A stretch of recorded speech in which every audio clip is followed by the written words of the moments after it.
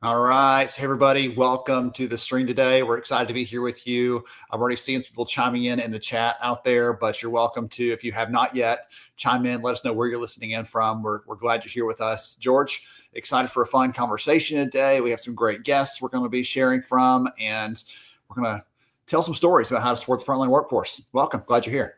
Glad to be here, Ben. I'm so excited as well. Already in the chat, everybody's joining us from all over the states. And so it's always good to see that.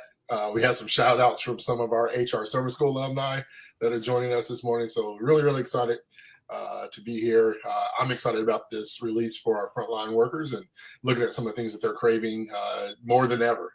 Yes. Yeah, absolutely. So for those of you that are new to the live streams we do, obviously, there's a lot of people talking about summer school in the crowd there because that's one of the big things we do. We just finished that this year recently.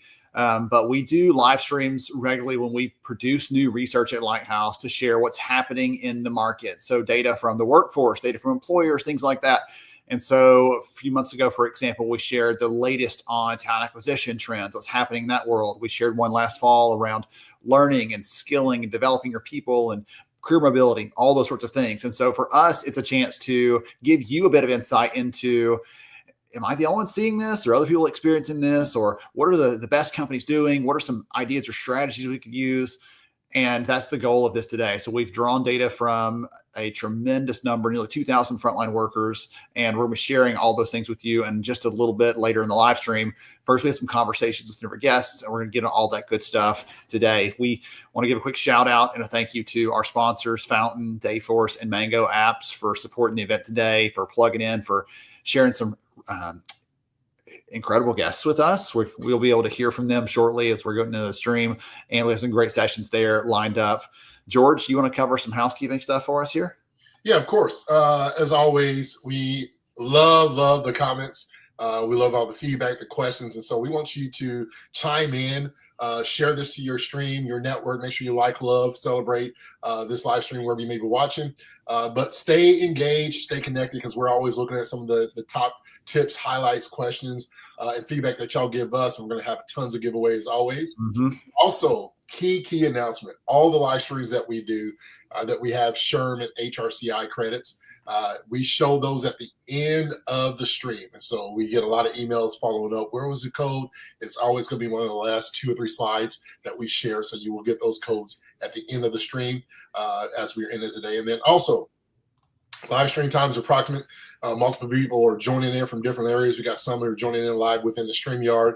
We got tons of you that are on LinkedIn or YouTube, Facebook. And so if you have a hiccup here and there, refresh, get back on the same page. If not, we also have some other streams that you can join us as well for that as well. Excellent. Wonderful. Yeah. So we've been leaning more into the StreamYard stream for people to join in. But if you're joining on LinkedIn, I see several of you, Annette, Paul, and others, welcome. We're glad you're here with us. Again, stay plugged in. As you're seeing, George is sharing the comments and making that part of the conversation today, because we want all of you to feel like you're participants here, not just spectators, because you have good ideas, good insights, good questions to ask, all those things. And so, George, I actually had something fun I wanted to give everybody a chance to chime in on. Just practice, warm your fingers up a little bit. I want to ask a question for the audience. If you have ever had a frontline job, and I actually discovered yours few minutes before we went live, George, I had no idea that you had done this, but you've had a couple different positions where you had to be physically present there at the workplace to do this job. Did I hear janitor maybe from you at one point? What was that? So I worked at a church and I cleaned toilets. They had a huge daycare school system. The church is over 3,000, so the auditorium was huge. And I was just a young kid, just trying to make a couple of bucks. I think my hourly was about $5.25 or something like that. It was back in the days. When I tell that to my son, he says the olden days. So it's a different lifestyle. But yeah, I cleaned toilets, man, with the best of them. I was one of the best sweepers in the place. I did a lot of detailing. If you ask me if I swept today in my house and everything. When I owned retail stores, Ben, true story, if I cleaned bathrooms in my stores or caught sweeping, somebody knew that there were about to be a serious conversation. So me today is therapy. Oh gosh, I'm loving that. There's some really good ones, George, coming in the chat too. Side note, at one point, My wife, Melanie, was actually cleaning a church, and she was like, hey, why don't you come with me and spend some time with me?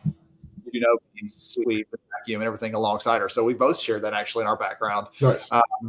I've done all kinds of fun things. I've told the story here before, probably about me being a bank teller for a summer and setting an ATM on fire on accident. I've worked for my parents had a small business, and I've made all kinds of things out of metal and this heavy equipment, made jail cell door hinges, made the little basketball needles. I usually keep one here on my desk. I don't see it here to show off, but all these little things. I delivered stuff. I'm a delivery guy. So I've done a little bit of everything out there. Stephanie, I think I'm going to flag yours because you did something that no one does anymore, that doesn't exist anymore. Stephanie was a video store clerk. So the person that said, hey, did you make sure and rewind that, and all the other stuff. So all kinds of good ones coming in here. Restaurants, servers, grocery stores, CNAs. Oh goodness. See, look at this. We've all spent some time in that world. We all respect and love and appreciate that at a fundamental level, because I worked at Cintas in Alabama. When I was there in Alabama, everything collapsed when I came down in 2008, and I had to get a job. I worked for the uniform people. Yeah. Okay. You want to hear a true story? I was the first ever person let go by Cintas in their 40-year history because of economics. So when everything crashed in 2008, 2009, I sat down with the manager. I won't say his name just in case he's still there or not there, but we had a conversation. He said, listen, we're setting a precedent. We've never done this in the 40-year company history. And I either have to go based on, performance or last hired. And I was only doing the job as a hobby. It was easy money, $600 a week to sit on a truck for 2 to 4 hours a day. Kick up rugs and pick up dirty laundry. And I was doing that at home and I get paid for it. So I took it to hang out with a friend and one of my former youth leaders. And I said, listen, just let me go. And because I didn't plan on being there that long. And I did Cintas to uniform people. Wow. So once you start digging in, you realize how much of the stuff you've actually done. I was a cow for Chick-fil-A in Decatur, Alabama. Okay.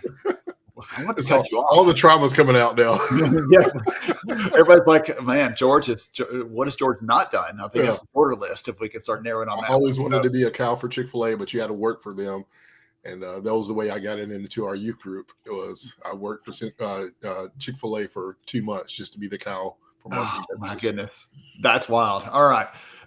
Okay, so I've got the agenda up here on screen for all of you. We're going to go into a keynote panel shortly, conversation. George got to interview 2 different leaders about some of the trends, the challenges, the things they're facing, trying to take care of their frontline workforce today. And then we have some great conversations teeing out from that one around how to hire and keep our people, how to connect, to communicate. Really fun conversation with Mickey. And then we're going to get into a conversation with Leah from Dayforce about some of this innovative stuff they're doing around helping companies with keeping their schedule staffs and the difficulties around that, some of the creative opportunities there. And as I mentioned earlier, George and I will get in some of the data. I'll take the lead on that one, and then he'll add some commentary and some input around that as we share some of the research with you, some ideas that you can use to take care of your people, regardless of what industry that you're in. If you're in retail, if you're in hospitality, if you're in, I believe we have some friends out there that are in utilities and construction and all these other sorts of things. If you have people that have to be present at the job, that's who we're here to talk about today. And we're going to talk about how to serve them well with these conversations. So, George, I'm pumped up. I'm ready to go. You ready to dive in? Born ready. Let's do it. Let's make it happen. Here we go with this first conversation with Michelle and Julia. Welcome, everybody. My name is George Rogers, as always. I'm so excited about this conversation. Being able to have a chit chat behind the scenes, you're going to now be exposed to 2 wonderful friends of mine. And it's the battle of the barbecue city, towns, states. We have Kansas versus Memphis barbecue. It's a great fun. So already talking about some frontline workforce competitions from the restaurant industry and our passions for all things barbecue and food. But before we begin, we'd love for y'all to introduce yourself, starting with Michelle. Just tell us who you are and a little bit of what you do, and maybe like a secret passion that you may have. Aloha, my name is Michelle. I'm with Hawaiian Bros Island Grill. It's a Hawaiian inspired plate lunch quick service restaurant, up and coming. I have been with them since 2020, right in the height of kind of COVID. So it's kind of surprising that I started then, but I am senior manager of people solutions, and that encompasses a whole lot of hats, but I love them all. I am support to operations and the frontline managers and workers. But I also help with new franchisees and new managers, and also like communications for the company and all of that good stuff. You wear a lot of hats. I love wear a lot of hats.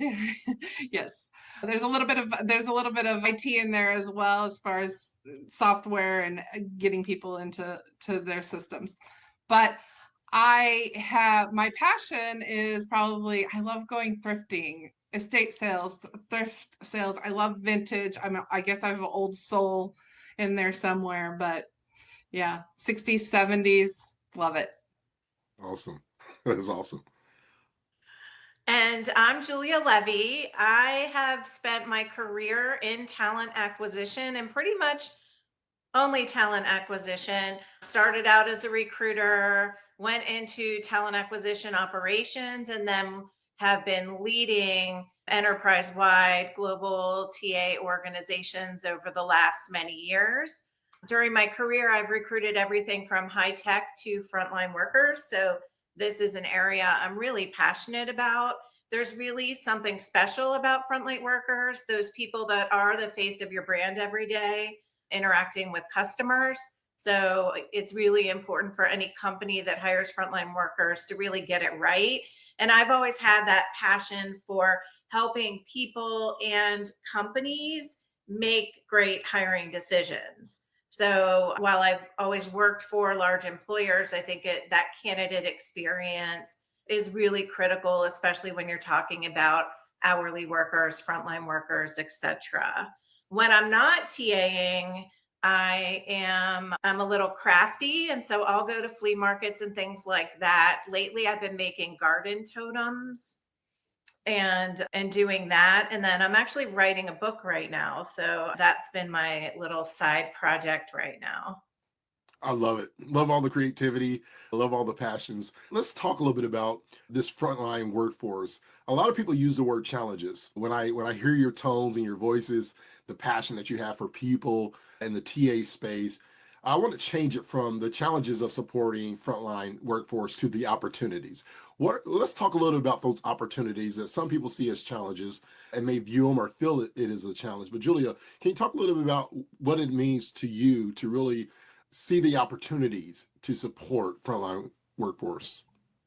It's competitive right now, and a lot of job seekers, we are all struggling, right, with inflation and a potential recession and just the economy as things are right now. The prices of eggs, milk, etc., it's been up and down. With that, and you think of an hourly workforce, the pay rates are really important to them, and there's a lot of competition there. And so people are coming in for a job and they'll leave your organization for another job that's paying 25 cents, 50 cents, a dollar more pretty quickly. And understandably so, excuse me.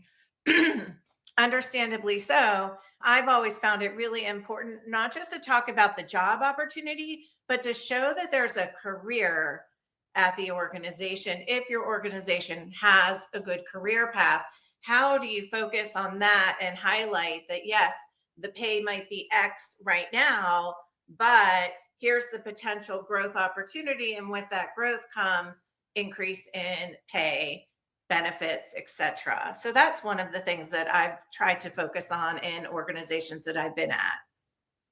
Yeah, that's so good. One of the things that really stuck out to me in our research, and we're going to talk a little bit about this, is when pay is not a priority or it's not really at the level of another company that in Frontline are looking at. One of the most important things that they do say is if you're not going to pay me, then you have to grow me, develop me. And so there's a huge piece to that aspect of really what we're doing there, right? So how you develop and grow people is very important. I'm interested, especially with the Hawaiian. I love, Michelle, that you did open up with Aloha, but can you talk a little bit about that as well?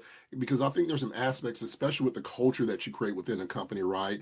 That you are doing some of the great work there. There's really supporting things. One of the things I love is there's like a pride and a sense of excitement when you do something to help people develop. Can you talk a little bit about that development and really how you're bringing that support to organizations that you're with right now?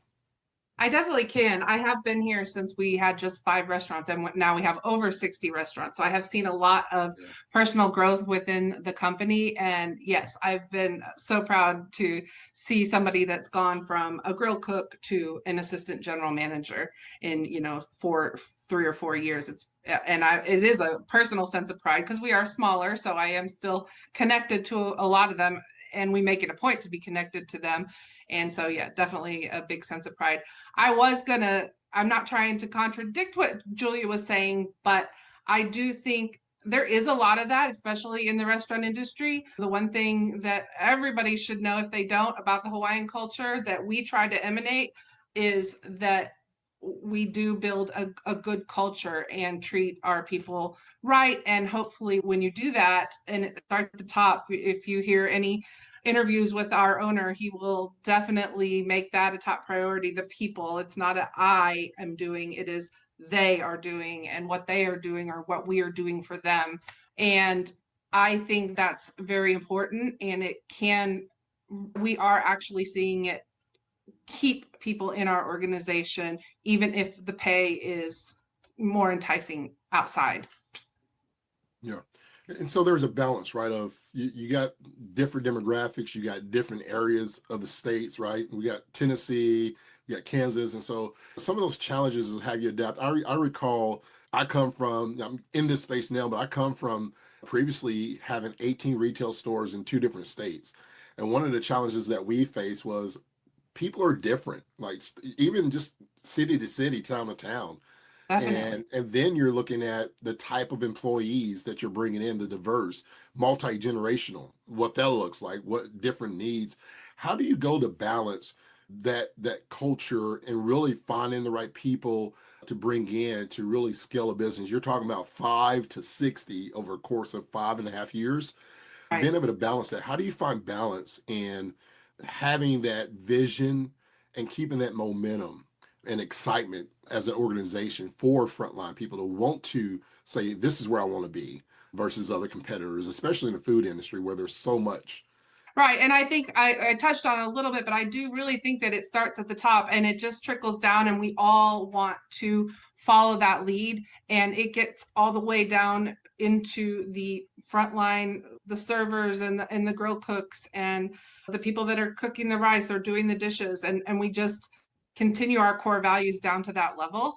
And again, it starts at the top. And if there's people, when we're hiring and interviewing, we definitely look at culture indexes and see where people might fit in our organization better than other areas.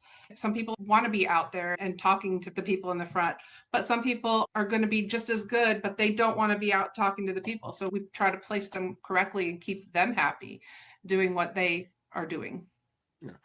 Julia, I want to pick your brain because Michelle keeps on saying the C word that really triggers me and I get excited. Culture.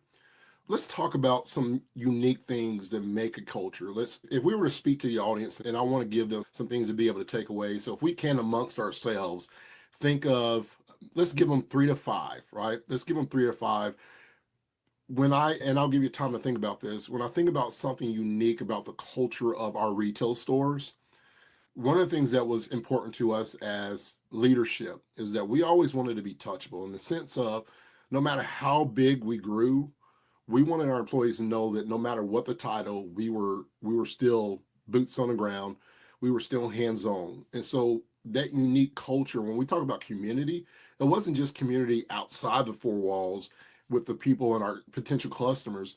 We were talking about community. Let's come together, communicate, and create that unity together internally, because we could not have a vision externally of what we wanted if we wasn't practicing what we're preaching in a sense. And so for us, the uniqueness about our retail stores, especially cross state lines, 2 different types of universes in a sense with Indiana and Michigan. And we wanted that culture of leadership. You can email us, you can reach out to us, whatever it is. We wanted that community to be something that really stood out for us.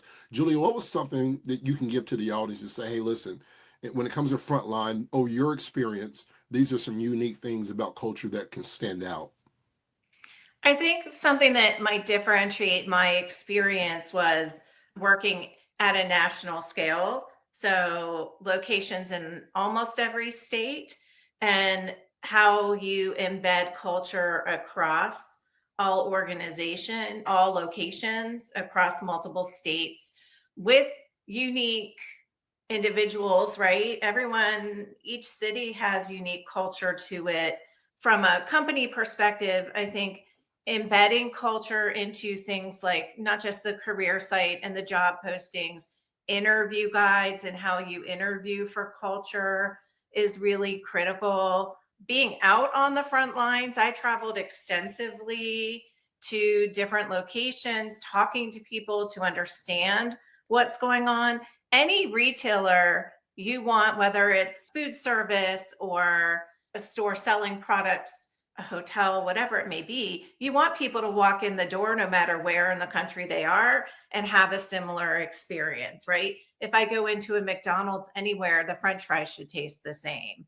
So, Michelle, at your company, right? I want to be taken to Hawaii. When I come in, I want everyone to, I assume when you walk in, people might say aloha to you.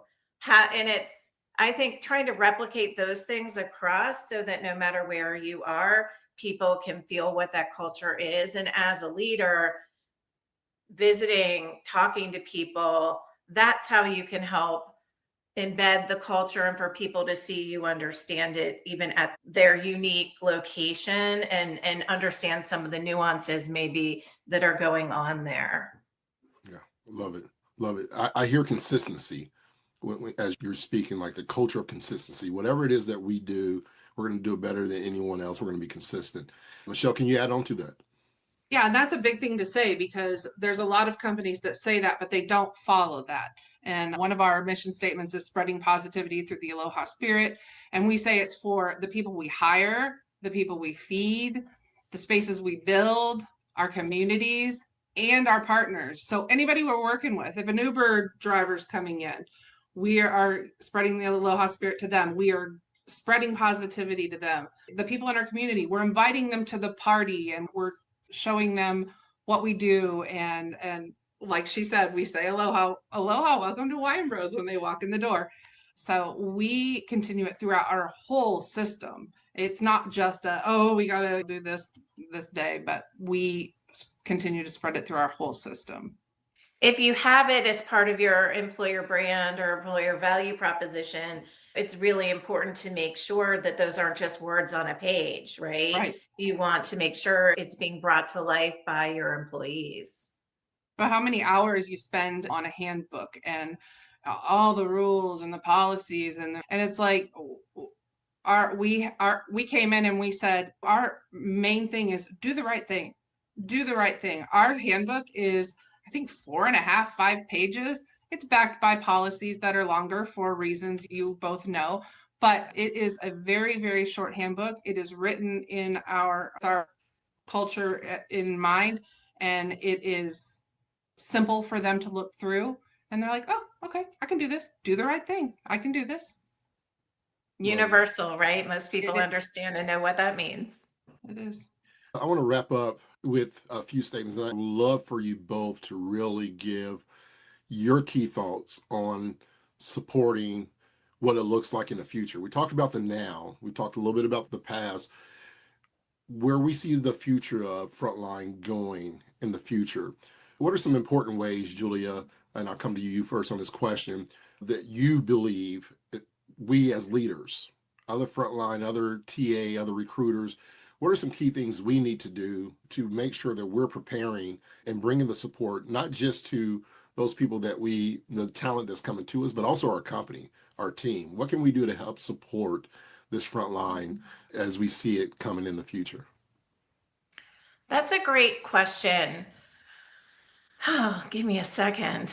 There's so many things. I go back to it's more than just a job. I mean, it is a job for some, but how can you help make this more than just a job for someone? How can you provide them? I'm a lifelong learner. I'm always trying to pick up new skills and then figure out how I can transfer them. So how do organizations bring people on and retain them. And it's besides the paycheck, right, and the culture, but how can you help grow and develop people? How can you provide skills training and opportunities for them to see all the possibilities that they have in front of them? And I think it's just really critical for people to showcase those and showcase them in people's stories. So people are coming in and they might not realize that, hey, from this job, I could do A, B, and C.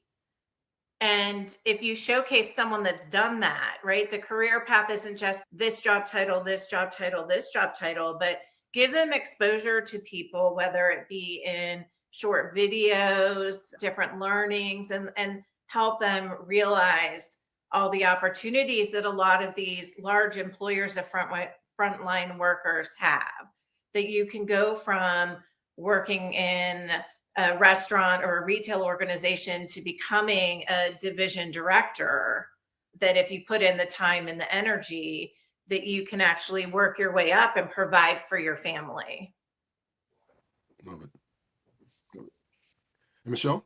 Yeah, I think repeat the question one more time. I had it and then I got wrapped up in Sorry, falling in love with the words of Julia. Yeah. What's where you see the future of the frontline? What's one way that other leaders that are watching right now with us, what's something that you can give them that we can do to support the frontline workforce moving forward in the future? Something that is really important to me is, as a leader, is understanding what they're going through, really just the grassroots of, here we are sitting and doing our jobs behind a desk and sometimes out and about, but we're asking them to do all of these things. Are they feasible? Do you know what they do day to day? So one thing I did when I started is I went and I worked in a restaurant for a couple days and I watched them, and you'll still catch me in a restaurant. I do a lot with the new restaurant openings. It's one of my favorite things to do, get in there and learn. I am also somebody that likes to continue to learn, but to just learn what's feasible for them to do and what we can improve to make their jobs easier. There's been times where we've asked them to do something and I said, they're not going to have time to do that. We're going to need to make that easier for them to do. So understanding what they're going through and how their daily job goes. Yeah. And I think, Michelle, that was terrible wording. What their daily activities entail. What their daily activities entail. Yeah, we'll fix that. And Michelle, I think you bring up a really interesting point, and I think about AI and the proliferation of AI and how some entry level roles may go away, or how things are going to change, because what someone's doing today may change because of whether it's artificial intelligence or automation. It's not that those jobs are going to go away, but there might be different skills that we need. And how do organizations reskill or upskill their frontline workers so that when the work is a little different, that you still have that ready workforce that can step into those roles? Yeah. Our CEO is a big proponent of AI, and he has been training us on it for 2 years now. So he started very small. The general managers of the stores have to send something in every week for a meeting that we have, something as little as creating a photo or something like that. But he's taught them how to use it. And we don't look at it as it's going to replace people, but it's going to make us more efficient, and we will be able to support the frontline in even better by being more efficient on our end with the use of AI. Love it. So what I'm gathering here as we put this to a close, community, consistency, and adaptability. I think about everything that I'm hearing from both of you right now is that great leaders, especially on the front line, we have to be willing to adapt to what is to come. What we've dealt with in the past won't always work. And that is so important. I want to encourage those who are out in the front line, for all of you who are watching right now with us, and Michelle and Julia, giving us some great stories and feedback and insights on their experience and what they believe, is make sure that we continue to continue to grow is a huge impact. We're seeing that in the frontline employees. It's not always about pay. The culture of your company has to be real, and we got to be willing to grow our employees, invest in those who we are bringing in to help develop them, as Julia said, whether it's upskilling or cross-skilling or even reskilling with the technology today. And I know Ben is excited that the words AI came out of this session, Yes. but it's so great. Thank you so much, Michelle. Thank you so much, Julia, for everything that y'all have done here in this session. If y'all have any last words, if not, aloha. Thank y'all so much. And Julia, Mahalo. we appreciate both of you so much for being here. I want to let's. There we go. All right, goodness. I want to speak more Hawaiian, George. I think that's my. She threw one at the last minute. I was like, well, I didn't know what to say there. I was stuck with that, but such a wonderful conversation, and just hearing their passion behind what they do. That's one thing I love about this community. Ben, one, y'all open your arms up for somebody strange like me, and then two, just the passion of why we do what we do, and how we are continuing, like how many times they've had to adapt over the last 5 years has been incredible. And as she mentioned at the end there, now introducing the AI component to how this impacts and encourages the front line as well. Yeah, absolutely. It's goodness. I did get a little bit giddy with the AI mention over there, but right before that was one I felt was even better. And someone talked about, I know Michelle mentioned it, but I saw it in the chat too, where someone's like, we will not be able to support and serve our frontline team members if we don't take a moment to try to put ourselves in their shoes. Yeah. Let's see and feel what their day-to-day looks like. I don't want to spoil it for everybody, but later on, I was going to share a couple of stories about companies that are doing some creative things to give you some ideas that you might be able to take away. And one of those stories is from a company called Hot Chicken Takeover. One of the things that they do, if I started today as their new VP of HR, or if we brought in George as an operations guy, or we had someone else come in as the CFO, or you're someone working in a restaurant, doesn't matter. The first day you work in the kitchen and you wash dishes all day. That's your job on day one. So that all of them have that shared connection, that shared experience. And when you're having that hard days in HR leader, like, gosh, at least I'm not washing dishes. I mean, that's really rough stuff. And so they call it a dish tank culture, where they get everyone connected in this common experience. And I think that's just a healthy way to show respect for the people doing that work, to give a connection there. And you never get too far away from that. And you heard from Michelle, she's like, I go back and work in the store sometimes. Yeah. I get plugged in there because it's so important to never lose sight of the people that you're serving from our side, because they're serving the customers at the end of the day. And it goes in two folds. I wore this shirt today. It's the S3 Recycling Solutions, recycling tech company out of Nashville, Ben. And one of the things that Rob McDaniel, his leadership, he'd done while I was there was, when you got hired, especially if you're in leadership, we worked every aspect of the company. He wanted us to be involved on the intake of everything that came into the building, all the way to how it left the building. So they can understand the process for multiple reasons. And I think this is what they're saying. Sometimes as leaders, we get on the flow of things and working on the business to where we're creating systems and processes, and we don't know how that interferes or puts a hiccup into the day-to-day operations, because we're not boots on the ground as often. And what she was mentioning is a similar solution that we had at S3, is that we're going to know what our employees are going through, so we can be more efficient, not just talking top down, but we are boots on the ground, hearing from them and implement things that they feel will be better, as well as what we see for the big overall picture. So there's just that, when you talk about culture, which they mentioned, and I started smiling, that all influences. How are we speaking and working together? How are we serving each other to make the business better? Yes, absolutely. And Julia, you're there in the chat. I saw you there, and she just dropped that in the comments saying, like, hey, listen, retail capacity, I spent 2 weeks in the stores. Like, you learn it from the ground up, because when you're recruiting for that, you can talk about that, or when you're planning for the strategy around that, you understand the implications, all those sorts of things. So really great conversation to kick us off today. George, it was fun to see you kind of do that one. You've never done one of our opening keynote panels before, so that was fun to see you with a couple different guests there running that conversation. So I'm excited to come to our next discussion. So the team over at Fountain put me in touch with Conrad Riddle from Ambridge Hospitality. And Conrad and I talked about a range of things. Like, you'll notice, and I go for the throat immediately. Like, oh, let's talk about this. like, pull back a minute. Let's talk about when they're candidates, they're not employees yet. Let's figure out those sorts of things. And so Julia talked about some of that piece there. We're going to get into that with Conrad, some of the stuff they're doing there. And it's fun because this is one of the, you don't know the name Ambridge Hospitality probably, but they are one of the largest hospitality companies in the entire country. And a lot of the Marriotts and other companies under the umbrella are under their organization. You just don't know the top level roll-up name. So it's one of those cool things where you're like, okay, I probably stayed at one of these properties before myself. And we'll get that plugged in. So again, thanks to Fountain for plugging us in with Conrad. Great conversation coming right up. Let's hear from him.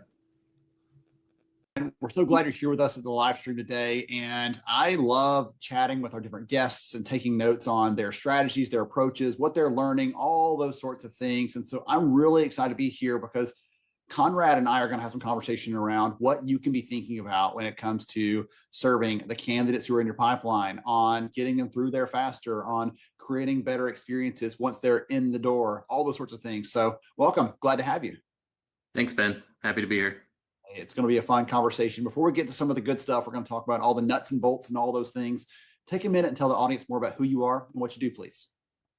Yeah, I lead the HR, technology, and shared services team for Ambridge Hospitality. We're the largest third-party operator of hotels in the United States. Something I didn't know before I got into the industry was that when you stay at those Hiltons, Hyatts, Marriotts, they're more often than not run by those companies. They're really in a brand franchising game these days, and there are behind-the-scenes operators like Ambridge, which we're, again, the largest in the U.S., actually operating those hotels. So we're in 48 states. We're also international. We're about 800 locations, 40,000 employees. And again, I'm leading the HR technology, frontline experience, shared services group for that company. Which I'm sure is completely calm and sedate, and there's not anything that happens at a fast pace around there. All right, so I'm excited to talk about this piece of it because as you and I were chatting a little bit ago before we started here, one of the things that I said to you and you were like, oh yeah, right on, was that for many of your frontline workers, those people out there making a bed, serving someone at the front desk, fixing maintenance, all those sorts of different roles that are in the organization there, those people never are going to come in and say, hey, Conrad, I'm going to see you face to face. It's all digital. It's all virtual. They may see a manager, but otherwise it's pretty remote. So for those people, the way you can reach them and connect is the HR technology piece. If that's correct, talk about that a little bit and what that feels like on the receiving end as an employee in that context. Yeah, I think there's two major levels of experience. You mentioned them. One is the manager. The manager owns the part they've always owned. Like we're not a replacement for management. Good managers matter. But the foundation that manager stands on is everything that my team delivers and that we try and deliver at scale across 800 different locations in the US. So whether that's applying on the front end and how easy and seamless, friction-free that application experience is, all the way through your performance reviews each year, and even how you leave the organization, and are you receiving COBRA information on time and all of that. We try and tie that all together, make sure that we're implementing whether it's different vendors or different workflows on our end, so that the employee feels a continuous voice throughout that entire life cycle of the employee, and they know where to go for self-service. I think self-service through technology is really what more and more employees want. For a long time, we were saying, you got to push self-service, train people on this. An employee wants to know what their schedule is on their phone. They don't want to have to go in, take a picture of that piece of paper that's on the wall, and then they come in for that shift a day later, and the piece of paper changed and no one let them know what it was. Like, we have technology, let's use it. You get a push notification when your schedule's ready. You get a push notification when your schedule changes. And that is really, on a day-to-day basis, scheduling is the most important thing. For all the energy we put into all these other touch points in the life cycle, scheduling is every week, every day they work. That's the one that's just a constant tempo.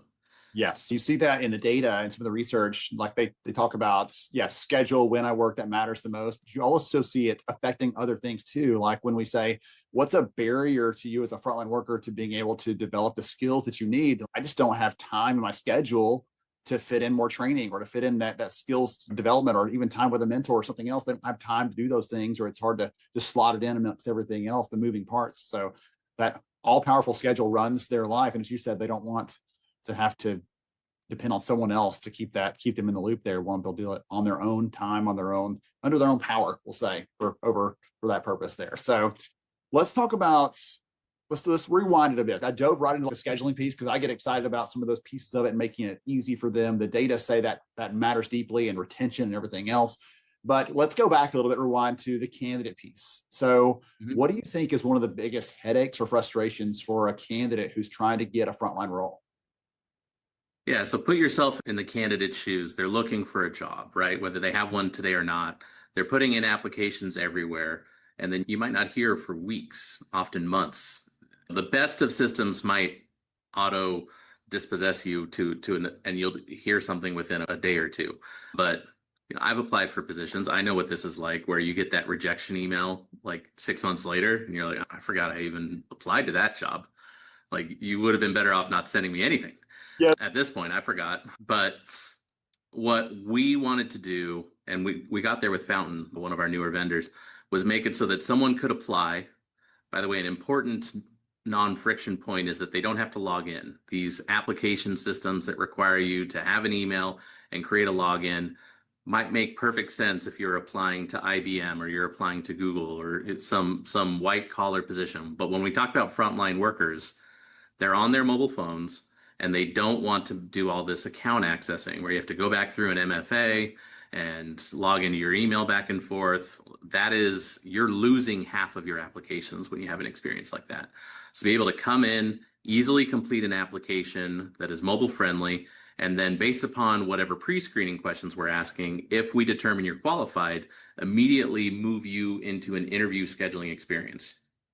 So before you've completed that experience of the initial application, you're potentially leaving with an interview for some time in the next week. That feels like, okay, there's a whole different experience than the getting a rejection email 6 months later. I want to show up to this interview. This is an employer that wants me there because they're immediately extending their hand to me versus saying, thanks for the application. Don't call us, we'll call you. Well, it feels to me like even continuing that as one session versus, hey, we'll get back to you about scheduling. Some of those you'll lose too in that handoff. So being able to keep them right there in that flow and continue moving them down that path to, by the time you finish, it's, hey, I'm looking forward to seeing Conrad next week versus hopefully someone sees what I see in me and they're going to give me a call back.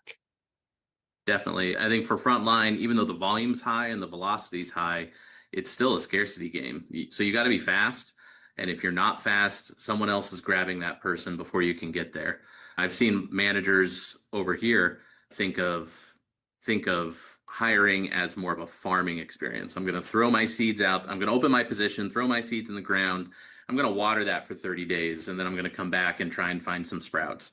That's not hiring in 2025. You got to be moving into interviews fast and hiring fast, or, they've been hired by someone else, or circumstances have changed, or frankly, what we think we're competing with for a lot of our frontline workforce is they're delivering packages for Amazon or they're driving for Uber. And those platforms are saying, thanks for your application, show up here tomorrow to work. That's what we need to be competing with. We need to be at that speed. It's hard to do that, right? Because you want there to feel like there's this reciprocal sort of, hey, we see you, we see what you're bringing, we respect that, we want to have a conversation. We don't want to give up the interview piece because there's a connection and a component there that matters. We want to make sure they're going to show up in your case and take care of your guests and make sure it's a great experience. But you are competing against those other sorts of pieces as well. Yes, the data on why candidates drop out after they've applied for a job, so that frustrates all of you out there. Yes, they applied 2 weeks ago. Today, I can't get them to respond to the phone. The biggest reasons for that are it took too long to get a response. The process took too long. Maybe you're asking them to do too many. Hey, here's an assessment. Here's 2 more interviews. Like, no, this is just an hourly role. Get them in there, darn it. And the thing that I tell hiring managers, you alluded to this a second ago, those hiring managers that are farming, that gets me because you're not just losing any candidates, you're losing the best ones. The ones that are in most demand are the ones that are going to have no tolerance to put up with this sort of game you're playing with that. You're going to, sure, you may get someone through and they're the one no one else wanted. That's the candidate. Yep. You got the leftovers 30 days later. Oh, goodness. Okay. So we've talked about the experience there. We talked about bringing them in along that journey, bringing them into the organization. Let's go back to the scheduling piece, because one of the things that you told me was so powerful. You said that this employee self-service piece for managers when it comes to the schedule, sometimes there's this thing where managers want to be the center of that, whether it's they feel the need for control, they feel like it gives them a position of power. I don't know what it is, or it's just, I want to know what's going on. It's okay. I can respect that. But you were telling me that slows things down. You become a bottleneck. Talk about that a little bit, if you don't mind. Yeah, happy to. So here's the scenario I have in my head, because I saw this happen. This unlocked it for me. I saw this happen. We were having, I think it was Easter. We were having Easter brunch, family's over, everyone's there, and we're talking about something we wanted to do 2 weeks from then. And my sister-in-law works for a national pharmacy chain without dropping a name. Okay. And we said, let's do something on Saturday. And she pulled out her phone. She logged into her app. She looked at her schedule and she said, I can't do Saturday, but I can do Sunday.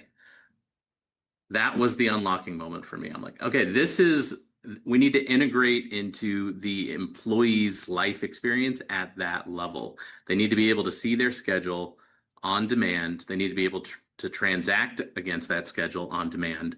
So if I want to trade my shift with Ben because it needs to be Saturday and Ben has a Sunday shift that I can trade him for, we can do that through self-service. It can still go to the manager for approval. And then they get to say yes or no. When they say yes, it updates all the scheduling platforms for them. So I think we've, through technology, done a lot of things to make that easier, give more control back to the employee without creating a burden on the manager. I do think that's still, we're having to move the managers along. Some of it, in addition to everything you said about maybe being the control point, even though I think we're giving that to them, a lot of it, especially in hospitality, is, well, that's not how I came up. That wasn't my experience when I was in your shoes. I had to grovel at my manager and beg and plead to do some of these things. Please, Conrad. A little bit of an exaggeration. Yes. It's a little bit of an exaggeration, but not quite. So we're preaching the message of to managers. This is going to save you time. You ultimately need your shifts covered, and we're your ally in making sure that happens. But with technology, there's a way to give people flexibility while still delivering to you a staff schedule. We're not saying anarchy in scheduling. I know there are organizations that say employees pick their own hours, and we're not there, but there's a middle ground here. Yes. There's a middle ground where people actually have a say. People have a little bit of flexibility and freedom there with each other. I think that's one of the things that gets me is, in a world, any role in the frontline world, and I probably will say this multiple times on the live stream for all of you out there listening in, just put up with me, sorry. But in that world, we can't let them have some of the freedoms that someone else could. They're not going to be making someone's bed while sitting on their own couch, right? They've got to be there physically there on site. So the other kinds of flexibility you can offer, there's a degree of novelty and excitement around that. You're talking about this thing that seems to us to be, well, obviously you would do that. And yet, as you said, whether it's a mindset thing, it's a lack of technology thing. Some people are using antiquated technologies that don't let them do that, or they've got that sheet they put up on the bulletin board in the office. That's the only way they're keeping people in the loop on their schedules. And you're missing a chance to give them a degree of flexibility. And for those companies, it becomes a differentiator. It becomes a reason for people to want to work there and continue there. And I don't just say that off the top of my head. The data showed that even when you have some schedule tools like you're talking about here, the flexibility there, that doesn't mean that weird stuff doesn't come up. Right? You're trying to figure out on Easter when we can have something together. Stuff comes up. People are sick, kids are sick, whatever else. But what we saw is those people that have those tools available are much less likely to say that it's a pain to try to reschedule. It's a pain to try to get this stuff sorted out. It's like, oh, yep, okay, done. One more thing to take care of. So that's the thing I want all of you to hear out there is this doesn't mean that no problems will come. It just means when they do come, people will be able to handle them themselves or bubble something up on the occasion where they can't, instead of every time having to say, teacher, I need help. Can I go to the restroom? Whatever else, like they're in first grade, starting all over again. The other thing we haven't said is a lot of the frontline, again, in the data, I can't cite the statistic, but they're working multiple jobs. So flexibility is the lubricant that lets that work. If you are too rigid in a frontline context, you're going to be the job that they have to drop because they want to keep the other job, or they need two flexible jobs to be able to be flexible against each other. So yes, we might schedule them on Wednesday, and that's not their typical schedule. And instead of that being an emergency or a last second no call, no show, we put tools in the employee's hands to say, I can't work that Wednesday shift, but Ben can take it and I'll do a trade with him and we'll work that out between the two of us. That it's kind of liquidity and lubricating of all those different interactions.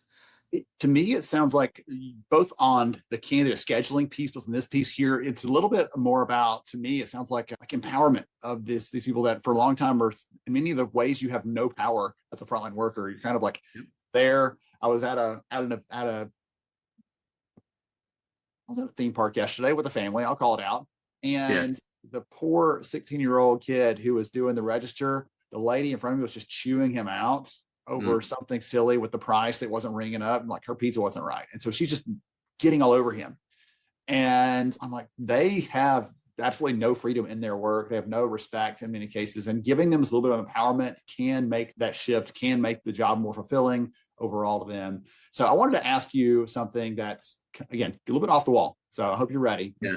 You were an HR generalist before, so you can handle it all. So you're quick on your feet.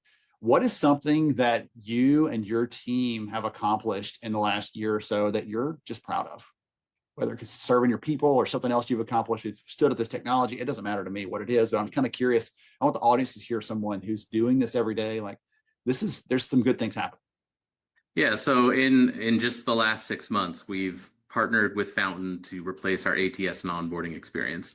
And while it's giving all of the automation and flexibility and time to fill that we've been alluding to along the way, we also know through the automation of different onboarding tasks that a manager would have in a previous platform had to initialize or push, or honestly in the front line, a lot of it is just kind of herding cats through the process, right? Hey, you need to complete this one more form. That's up next. Please make sure you sign it today so that we can start you in 3 days like we're planning. All of that nudging has been automated. And when we measure that, we've given back 40 to 50,000 hours to our frontline managers just in the last few months. That's a huge investment back into the business. And in a time when, managers are being asked to do more than ever, in addition to giving all this flexibility and better frontline applicant experience, the ability to turn to our managers and say, yes, I'm bringing change to you. And I totally understand that nobody likes change at first. But I promise in 6 months, the amount of efficiencies that are here, it's going to be incomprehensible that you could have ever worked without it going forward. Yes. You're going to be grateful at the end of this, right? Any change is tough, but you're going to be grateful at the end. We haven't talked about onboarding really as part of this. And again, high volume hiring comes with high volume onboarding. Typically, we're getting you in. You got to be productive as quickly as possible. Anything that you want to touch on that front as far as, hey, this is a key thing to think about, or something that we've done that we're excited about? You talked about taking something off their plate there. I think that's a good thing to call out. But anything else you want to touch on from an onboarding perspective? Yeah, what we used to struggle with was we had national packages that would give all the federal forms that you need to give, and even down to the state forms that you needed to give. It was clunky and it was slow, and the manager had to do all of the poking. So what we have now is something that can actually read the requisition. And for those of you that are in the industry, you'll understand how novel of a concept this is. Every ATS platform I ever had, you had to build unique combinations, packets that are assigned in different contexts. And the permutations of the different combinations of all the different forms, it's like when you go to Baskin Robbins and they're like, we have 31 flavors, which means there's thousands of possibilities. Well, it's that, but it's not ice cream, right? We only have 50 total forms we might ever ask someone to sign, but the unique combinations of them all means I have thousands of packets. We've automated all of that and gotten away from the packet concept, where now we say, a housekeeper in San Diego is the requisition, and there's housekeeping forms that come in based upon it being housekeeping, and there's San Diego forms that come in based upon it being San Diego. And all I have to do is manage a housekeeper form and a San Diego form, and then it's just pulling itself off the shelf every time it's applicable. That's been a huge leap forward in the onboarding space, and it's rare that you do these things and compliance thinks you made a positive change. But compliance is in love with me right now because I know I have 100% onboarding compliance, and we did not have that before. Conrad's going to get flowers from the compliance team. Thank you. Thank you for keeping us above board. We appreciate that. Okay, man, this has been fun. Again, thank you to the Fountain team for putting us together. And as you can hear, the Conrad and the whole team over there are getting some good value out of that conversation. So for all of you listening in, again, give Fountain a shout out for their good work here. If someone wants to connect with you, Conrad, and just chat with you about industry stuff, here they learn something new from you today or whatever else, you okay if they reach out on LinkedIn? Yeah, LinkedIn's the place to find me, Conrad Riddle. And if there's not many of us, but the one at Ambridge Hospitality, that's me. That's the one. Okay, excellent. Wonderful. Well, thank you again for joining me today, for sharing some of your insights. I've always appreciated a deep dive into the world of hospitality. As all of us see it on the consumer side, it's fun to go behind the scenes and see what's happening back there. So thank you for helping all those people be ready to meet us and greet us with a smile and everything else behind the scenes. Thank you so much. You're welcome. Thank you. To everybody else out there, stay tuned for more good stuff coming right up. Man, I love that his last comment, like, compliance is in love with me because I've solved this problem that for them is a headache, and from but now it's just handled. Like all the other good stuff in that conversation was fun, but I love that piece to wrap up there. Side note, I was asking. Oh, well, now I won't throw that one out here now because we have to get our next conversation going shortly. But George, any takeaways from the conversation there with Conrad? We talked about scheduling and all the other fun stuff around that. We talked about candidates and connecting with them, being responsive. Some of the big themes were from that one that seemed to resonate in the chat. Anything else stand out to you? Yeah, I think something that at the end of the day, Ben, I'm always looking at some of these comments that are coming in. It's like we all know some of these pain points. We all know, ways to really, solve these problems. How do we actually do it and make it happen? Obviously, there's tech involved, technology, the systems that we're using, process that we're using.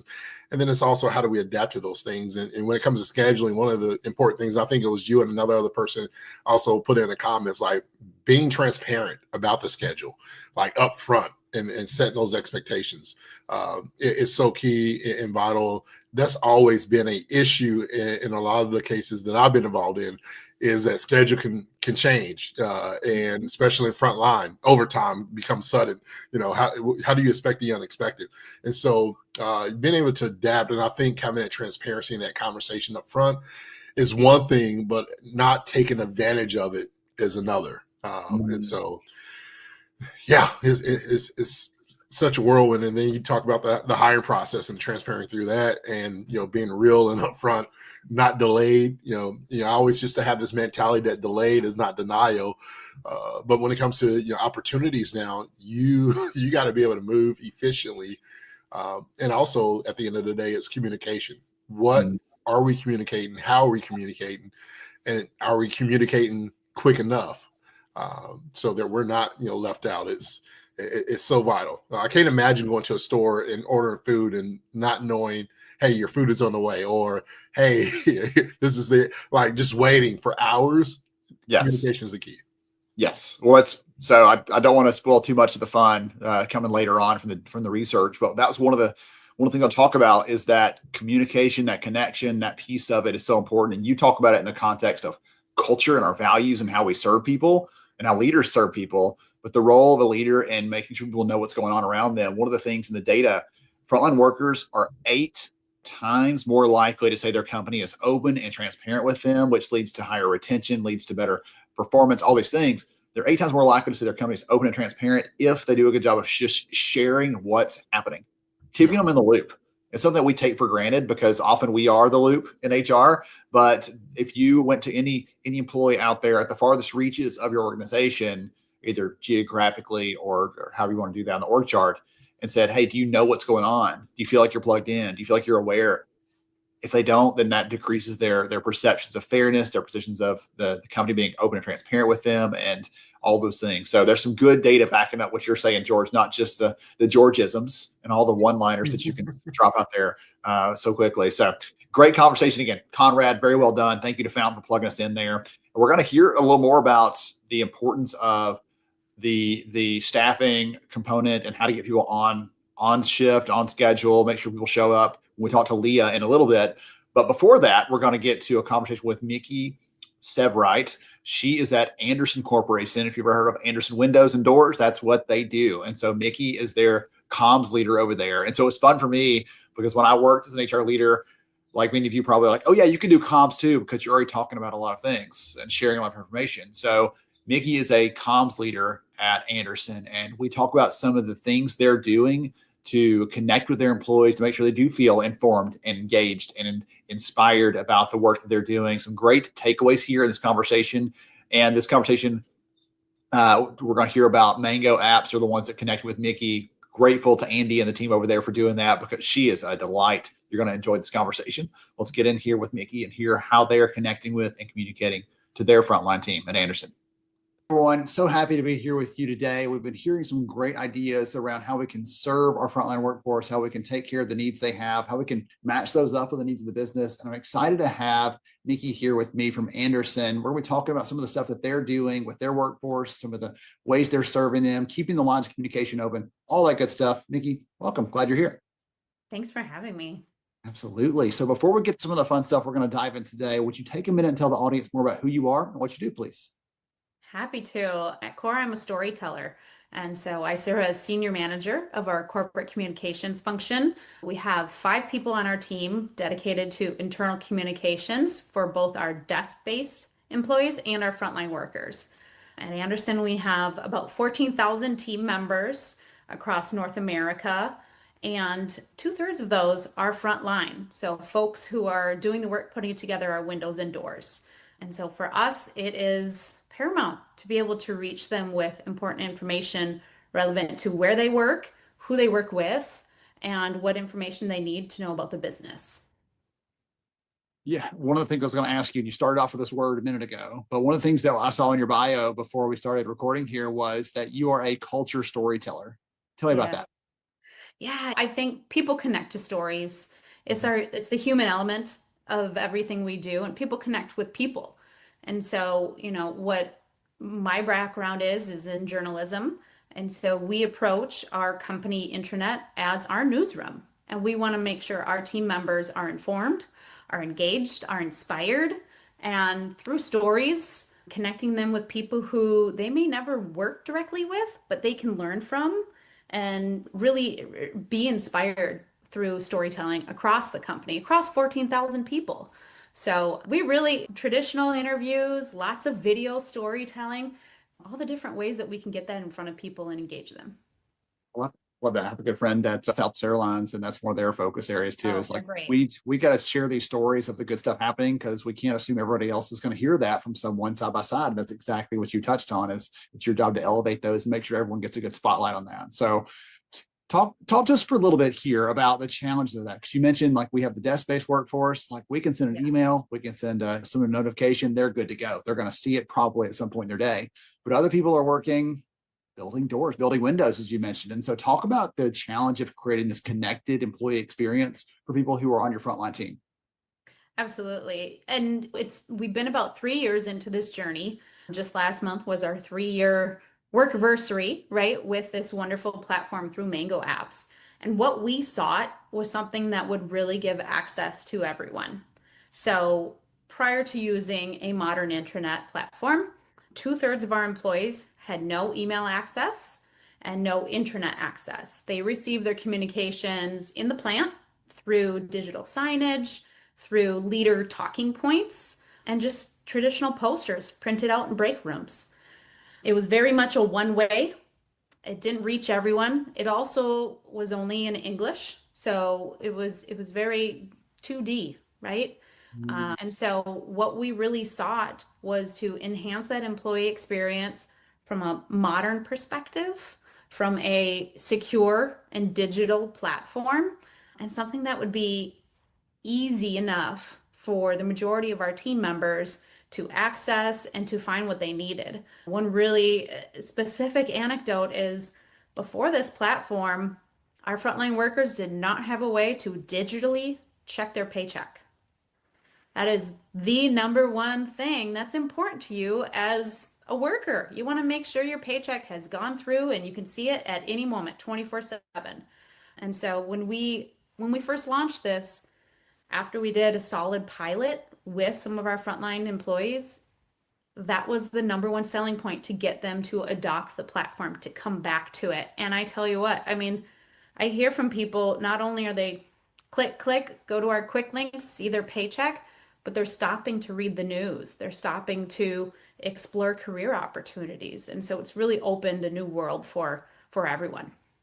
Okay, so other than the gamifying this with access to your pay stub, which is brilliant, what is your biggest tip for getting people to actually come in, see the news, see the things that your team's putting together? Because you said there's a team of, I think, 5, correct? So on the comms team, trying to build these things out, putting all this effort into it. And you and I both know, though, that lots of employees don't always catch that. So What's your best Yeah. tip for someone listening in out there for how to get them to either go check it or to receive that?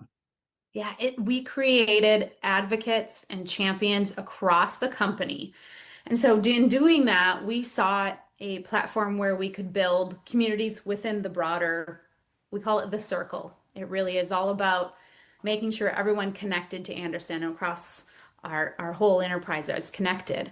And so within there, we have specific groups for where you work, your location, and through the automation, it's updated daily on if your HR data says that you work at that specific site, you have access to that group. You know when the shoemobile is coming, what volunteer event is going on that week.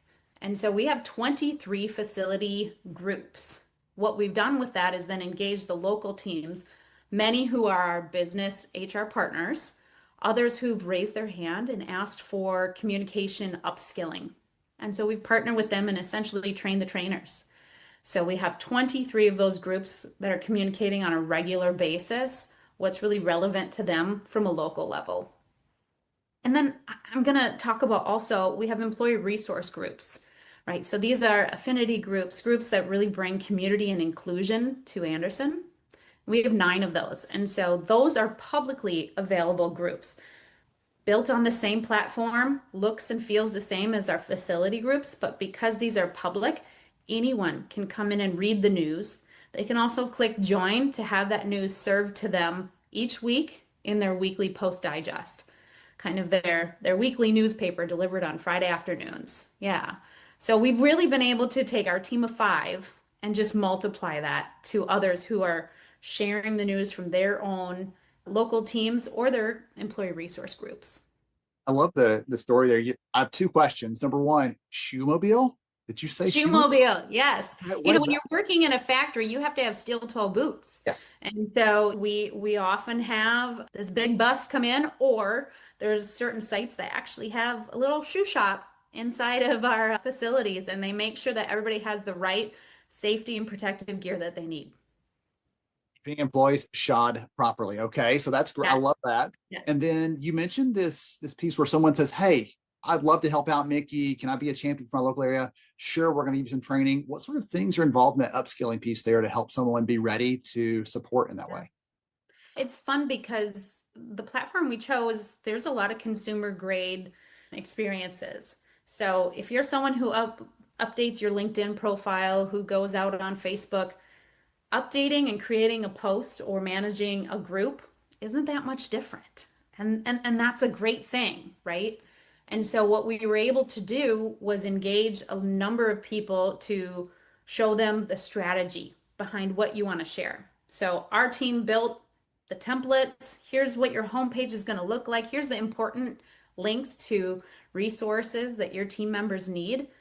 And from there, think about what kind of posts. And we've helped them with different calendaring, right? Understanding what goes on by the different seasons or the different quarters. What do your employees need to know? And then there's so many bells and whistles within just the story. There's polls, so you can ask a pulse question, right? Did you enjoy this volunteer event? Do you want more? Do you want more stories like this? You can tag people. There's just so many ways to engage people from the platform that really draws them in. And so in giving all these tools and hosting communication office hours, so if someone's got a question, they can come find us, and just making sure the instructions are out there for them to understand and to engage and to know the why. If they're going to spend time doing this, they can see people are reading it, and it really does stand out to then their leadership as well. And so we're really pleased to say that after year 1 of our 14,000 team members, we hit 76% adoption. And that we're very, very proud of, because sure, it'd be great to have 100%, but that might never be attainable based on where people are at and how they want to engage. But we're just super jazzed that we've been able to hit that many people, including going from 0 for our frontline workers to over 6,000 now who are using the platform on a weekly basis.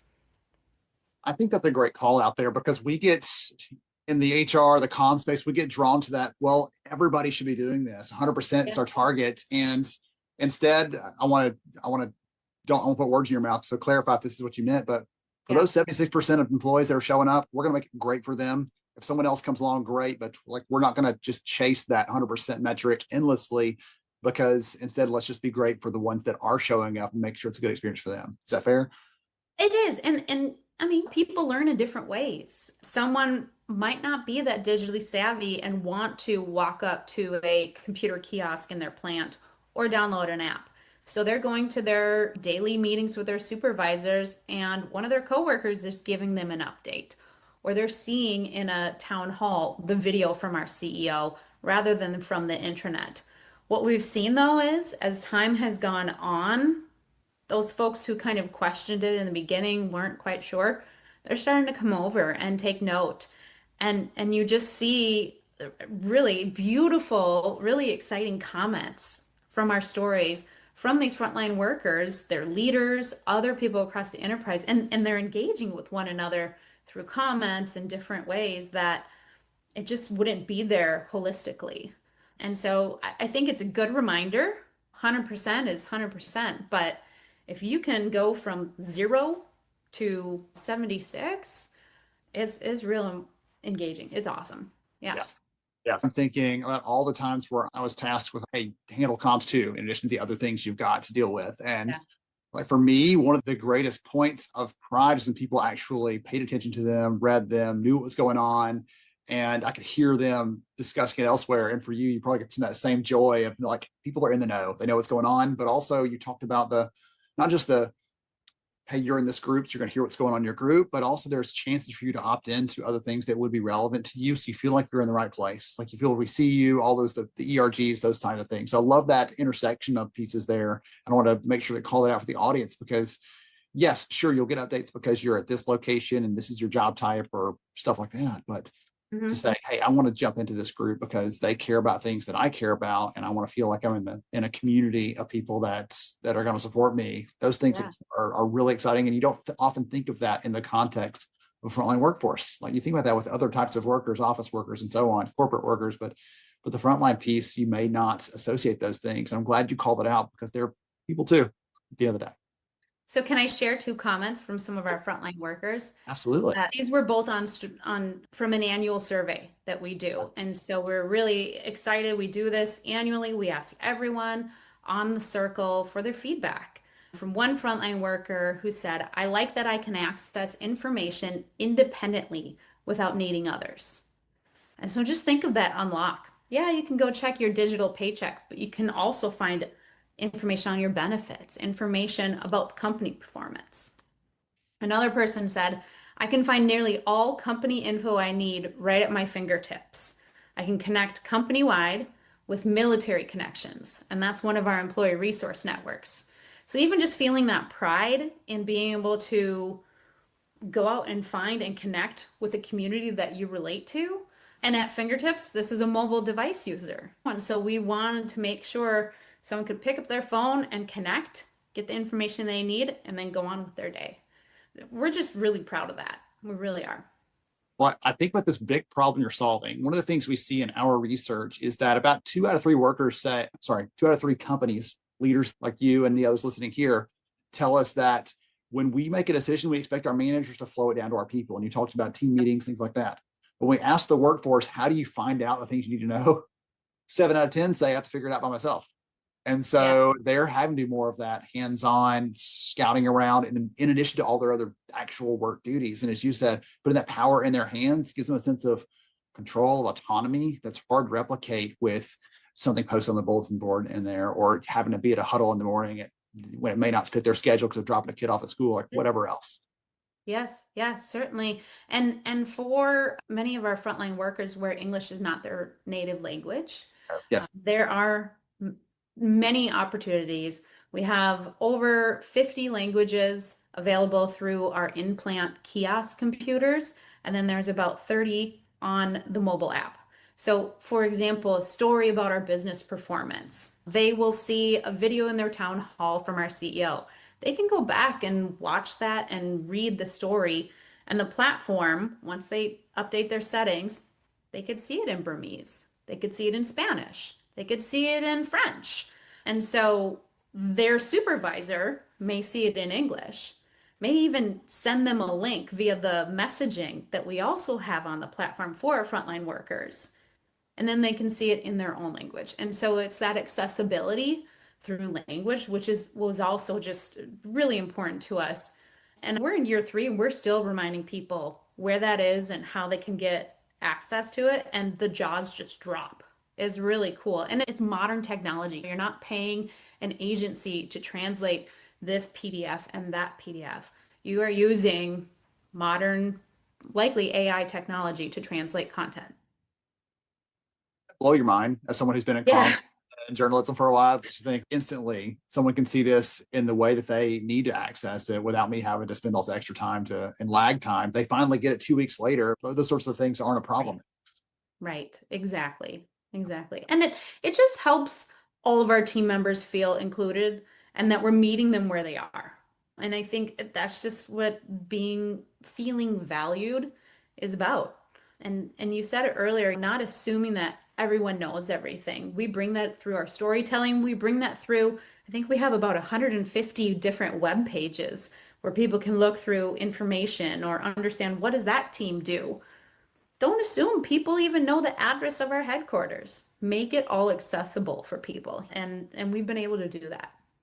Well, I want to ask you one other thing that's like maybe a little bit not nitpicky, but like very specific. But you said a word earlier and I flagged it in my notes over here. You mentioned relevancy and you touched around this a little bit like on the communication piece for languages. But give me some other examples of relevancy and communication. Yeah. I think about when I worked for an organization years ago, I was one of the people out there on site. And we get the communications on an email where I could see that after work. I could check that. Oh yeah, we had a party at the corporate office today, but I'm getting those notifications and I'm not invited. I'm like out here on an island. Yep. That felt very weird and awkward. So talk about the relevancy piece, you don't mind. So I mentioned we have 23 local groups. What I love is through our automation, through our HR information systems that go into our Mango Apps platform, we can segment all the different audiences and communications, right? And so to your point, we are incredibly intentional and strategic about what messages and really even what format, what grade level of content, what visuals go in front of which audience.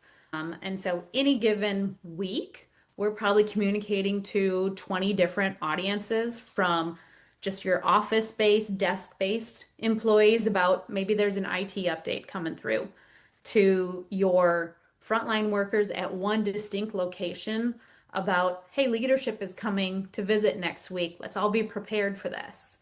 And what we've found is people appreciate that. They still want to get the news. And we do find also great feedback from an everyone post, we call it, right? So if it's business performance, it's our CEO talking to people. Our CEO wants everyone to know this. And we're really intentional about that. So then how we write the story is, we want you who's reading this today to feel like you're part of our business performance, because you are.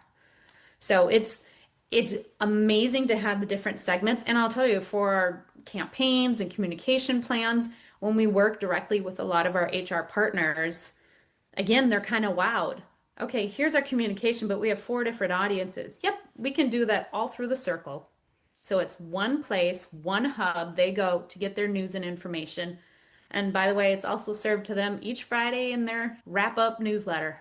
Yeah. Yes, that digest there. You said newspaper, I feel like earlier. I was like, journalism days. Yeah. I was a print journalist, so I still hold to that. And it really is, it comes back to just storytelling. And that's how you engage people. And so it might be a dry topic, but if you can relate it to someone and help them move on with their work or their day, or give them a little, maybe a laugh, maybe inspire them through a story, it's all worth it. Fine. I love this. So one of the things that I want to call out here is you and I were connected by the team at Mango Apps. You've mentioned them a couple of times, but you also said, listen, this is called the circle Anderson is the circle, is actual community for them. So employees may not ever know that it's Mango behind the scenes, but they're the ones helping provide this framework you're talking about in this conversation, the tools, the technology, all that stuff behind the scenes. But for the employee side, it's just the circle. It's branded that from the Anders perspective so that you and the team are thinking about how you communicate, the brand colors, like all those little things are connected in, and it feels seamless to the employees. It really is out of the box. It's a fantastic platform. And in the last 3 years, we've had amazing opportunity to build a relationship with their customer success team and to also watch the company grow and see the capabilities. There's a whole platform I can log into and connect with other clients and say, what's your best practice for this? How do you handle this situation? And so they've made these connections, but at the end of the day, our employees, they see our culture, they see our colors, they see our branding, and we're powered by Mango Apps, but it is the circle from Anderson and from the corporate communications team. And so they can really connect with all of that. But my goodness, there was no way we could have built this platform on our own. So to be able to use that vision and that platform from a modern internet perspective, mobile first and technology with all of that, just the access, and it blows my mind. And I'm really privileged to be able to work on it. I am. I said that earlier, but I'll touch on that again. Is where those who have done it manually the hard way, to have something that helps you to make that, to scale it up, to scale it impact, to scale that reach to your people so they can be informed, they can be inspired. The word you used earlier, so they can be engaged and connected, is so powerful. Thank you so much for joining us for the conversation, Nikki. I've appreciated it. I know the audience loves your passion for this, for communicating, and I hope you all took some good notes, because I know I did, on the good things Anderson's doing that we can all probably learn from. Thank you again. Thank you so much. Take care. Everybody else out there, stay tuned for more good stuff. Right up. There we go. All right. So thank you again, Nikki. I saw you there in the chat waving at you. Good points, good ideas there. And George, I thought you'd appreciate that, because you talked about sharing culture. She talked about inspiring people, not just educating, not just communicating to them, but inspiring them with the things they were sharing there. So some really good call outs and ideas from Nikki and the good work you're doing at Anderson. I did post a thing in the chat there in case anyone else has other ideas, suggestions. And one of the things that we sort of talked about was this can't just be a place where people would go for stuff on demand, but it needs to be a place that keeps them connected in to things that they care about and are excited about. So if it's career stories, it's a day in the life, it's putting those things together, people want to go there and see the new stuff, see the new pieces. One of my good friends used to work for an organization and accidentally happened upon the most trafficked pieces of content on their intranet were short videos he did with different managers and people in the business, where he would sit down there for 2 minutes and say, hey, what does it take to be successful here? And he just do a 2-minute quick unscripted video with that person. They'd share their thoughts, their ideas, and he would post that. And people knew every Monday that Chris was going to post in that video, and they would come back to see it over and over again to see what was shared, what was new, how can I succeed here? And so it was not something that someone pushed out that you have to go watch this, not mandatory, but it was a way to draw them in. And while you're here, look at this other stuff you can see, learn, access. So good stuff there.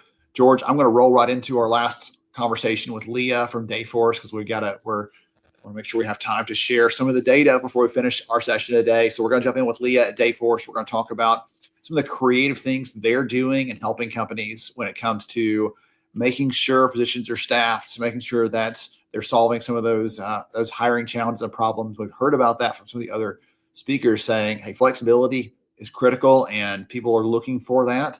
And so they found a way to tap into some of those desires from the workforce. And I'll share more on those things as we get into the research later on. So let's get the conversation pulled up here with Leah and jump right in. And I'm so glad you're here with us today for this session. We have been covering some of the ground around what the challenges are, the frontline workforce, how companies are trying to respond to that. And I'm excited to have Leah Small here with me. We're going to be talking about some of the work they're doing at Dayforce FlexWork to help make hiring, staffing, filling those slots last minute, all those sorts of things easier for all those companies out there that's a headache for. So Leah, glad you're here. Welcome. Great. Thanks so much for having me today, Ben.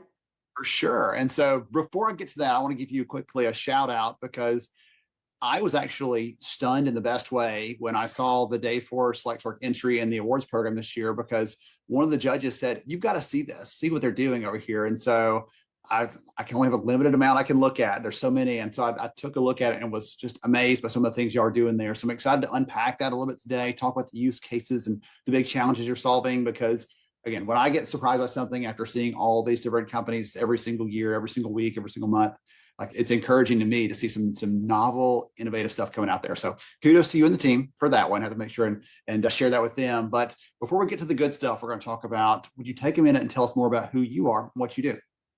Sounds good. Thanks so much, Ben. And I'll say I'm a little bit biased. I'm super passionate about flex work, but it's really awesome when we have others like yourselves, analysts, and our customers share that excitement as well. So my name is Leah. I have been with Dayforce for just coming up on 9 years. Dayforce is a global human capital management company.